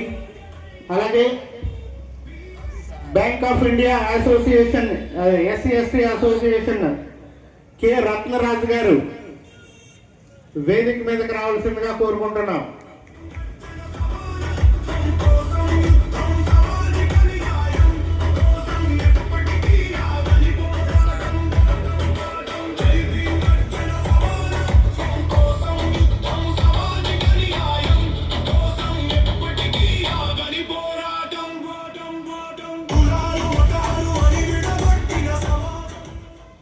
అలాగే DLB employees association Shri Koteswararao గారిని జై భీములతో వేదిక మీదకి ఆహ్వానిస్తున్నాం.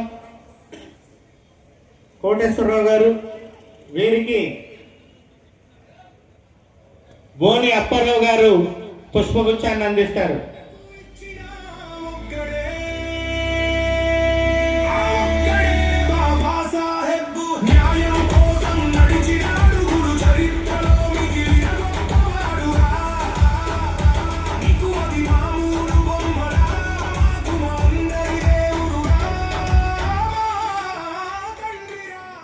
ఈ సభని ప్రారంభించవలసిందిగా సభాధ్యక్షులు బొడ్డు కళ్యాణరావు గారు సభను నిర్వహించవలసిందిగా కోరుకుంటున్నాం.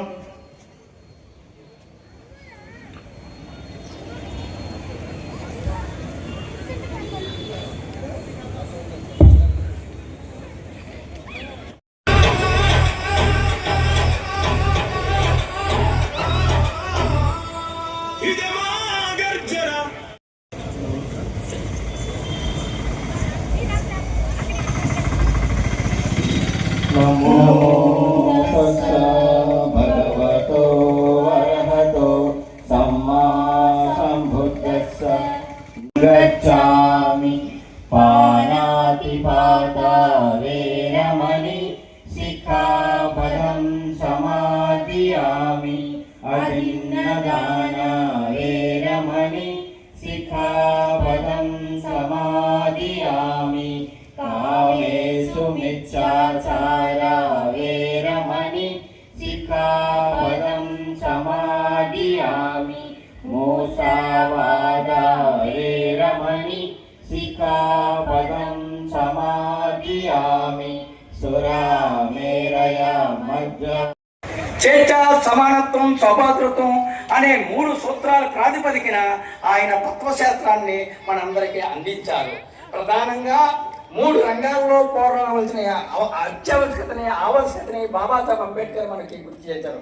అదేమిటి అనుకునేటంటే, మరి పట్టికట్టిన పోరాటం చేయడానికి కూడా మరి రావాల్సిన ఆవశ్యకత ఎంతైనా ఉందని సభాముఖంగా మీకు తెలియపరుస్తుంది. అంచేత ఆలోచించండి. అంబేద్కరిజంలో, అంబేద్కర్ భావజాలంలో అంబేద్కర్ ఏ యొక్క సూత్రాలు మనకి అందజేశారో వాటి ద్వారానే మనం ముందుకు సాగాలని కోరుకుంటూ, ముఖ్యంగా ఒక విషయం చెప్తున్నాను.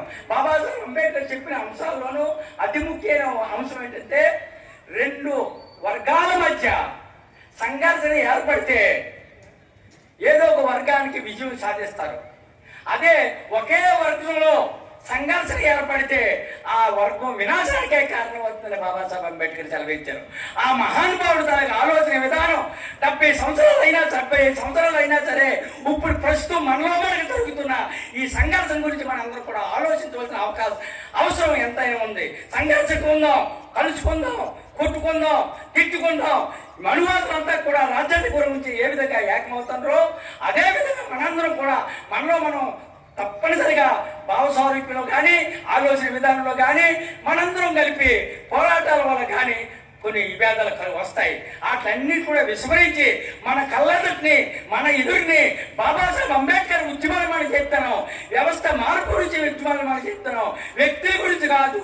వ్యక్తి దేశము, వ్యక్తి స్వార్థం, వ్యక్తి బోధన మనం దృష్టిలో ఉంచుకుంటే బాబాసాహెబ్ ఆలోచన విధానానికి వెళ్ళిపోటు పడుతున్నామని తెలియపరుచుకుంటూ, ఇంకా మధ్యనే అధ్యక్షుడిగా నా యొక్క మరి పలుకులు చెప్పవలసి ఉంటుంది. కాబట్టి మిత్రులారా, మీకు పదే నేను ఎన్నోసార్లు ఈ సభ నుంచి మాట్లాడాను. పదే సార్లు మీకు చేతులు ఎత్తి నమస్కరిస్తూ, జైభీములు చెప్తూ, మనం మారాలి, ఈ సమాజాన్ని మనం మార్చాలి అని దృక్పథంతో మన కుటుంబాలన్నీ కూడా కలాలి. అందుకే బాబాసాహెబ్ అంబేద్కర్ గారు మనందరికి కూడా సాంస్కృతిక విప్లవం ద్వారా ఏకమవడానికి బౌద్ధ ధర్మాన్ని అందించారు. ఆ ధర్మం ద్వారా మనం ప్రవేశించి social revolution and cultural revolution and political revolution అని మనం రాజకీయంగా ఏకం కావాలంటే ముందు సాంస్కృతికంగా ఏకం కావాలి. సాంస్కృతికంగా ఏకం వచ్చి మన అనగాని వర్గాలు, మన అంటరాని వర్గాలన్నింటినీ కూడా ఒక తాటి మీద తీసుకొచ్చి రాజ్యాధికారం గురించి మనం పాటు పడినట్లయితే మన రాజ్యాంగం మనకు దక్కదు, మన ఉనికి మనకు దక్కదు. బాబాసాహెబ్ అంబేద్కర్ ఇచ్చే ప్రయోజనాలు ఏదో 2 or 3% అభివృద్ధి చెంది మన కోసం, కానీ మన కమింగ్ జనరేషన్కి మనం ఏమి ఇచ్చేది ఉండదు. ఇవాళ దేశ పాలకులు ఎక్కడికక్కడ తూట్లు పడుతూ అన్ని ప్రైవేటైజేషన్ చేసి ఏ అవకాశం లేకుండా చేసి మనం ఆర్థికంగా ఎదిగినట్టయితే రాజ్యాధికారం చేస్తాం. అందుకే బాబాసాహెబ్ అంబేద్కర్ చెప్పారు, కొట్టకుండా, తిట్టకుండా, ఎవరిని ఆశించకుండా సీక్రెట్ బ్యాలెట్ని పెట్టి నా జనం అధిక సంఖ్యాకులు వీళ్ళు ఓటేస్తేనే ఏ పార్టీ ఏ పనివాదన వస్తుంది. అంచేత ఈనాడు కాకపోతే రేపైనా సరే నా జాతి తెచ్చుకొని వాళ్ళ ఓటు వాళ్ళు వేసుకొని నేను ఒక పార్టీని ఇచ్చాను, ఆ పార్టీని ఈవేళ కాకపోతే రేపైనా సరే వాళ్ళు ముందుకు తీసుకొస్తారు, నా ఆశలు నెరవేరుస్తారని బాబాసాహెబ్ ఆశించారు. కాబట్టి ఈ యొక్క సందర్భంగా ఈ 135వ సంవత్సరం జయంతి ఉత్సవాల సందర్భంగా మనం మాట్లాడుకోవాల్సిన విషయం చాలా ఉంది. ఆ బాటలో మనందరం ప్రయాణం చేయాలని కోరుకుంటూ ఇప్పుడు ఈ యొక్క అంబేద్కర్ మెమోరియల్ సొసైటీకి ప్రధాన కార్యదర్శి అయినటువంటి జేవి ప్రభాకర్ గారు వారి తాలూకా నివేదికని తెలియపరచవలసిందిగా కోరుతున్నాను.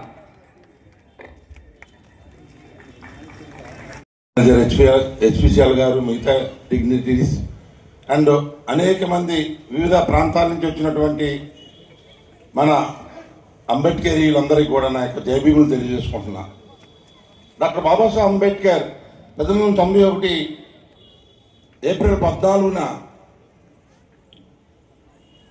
సెంట్రల్ ఇండియా మధ్యప్రదేశ్లో మౌ గ్రామంలో జన్మించారు. జన్మించిన దగ్గర నుంచి కూడా చాలా బాధలు పడుతూనే ఉన్నారు, అందరికీ తెలిసిన విషయమే. ఎలిమెంటరీ స్కూల్లో కూడా అతను అనేక కష్టాలు పడి స్కూల్లోకి రానికపోయినా తను బయట ఉండి ఎండలో ఎండి వర్షంలో తడిసి మొత్తం మెట్రికులేషన్ వరకు రావడం జరిగింది. మెట్రికులేషన్ భారతదేశంలో మొట్టమొదటి అస్పృశ్యుడు అయినటువంటి doctor Babasaheb Ambedkar matriculation pass అయ్యారు. పాస్ అయిన తర్వాత వెంటనే బరోడా మహారాజు గారికి తెలిసిన తర్వాత ఇతని యొక్క తెలివితేటలు నాలెడ్జ్ని పెట్టి 25 రూపాయలు అతనికి స్కాలర్షిప్ శాంక్షన్ చేయడం జరిగింది.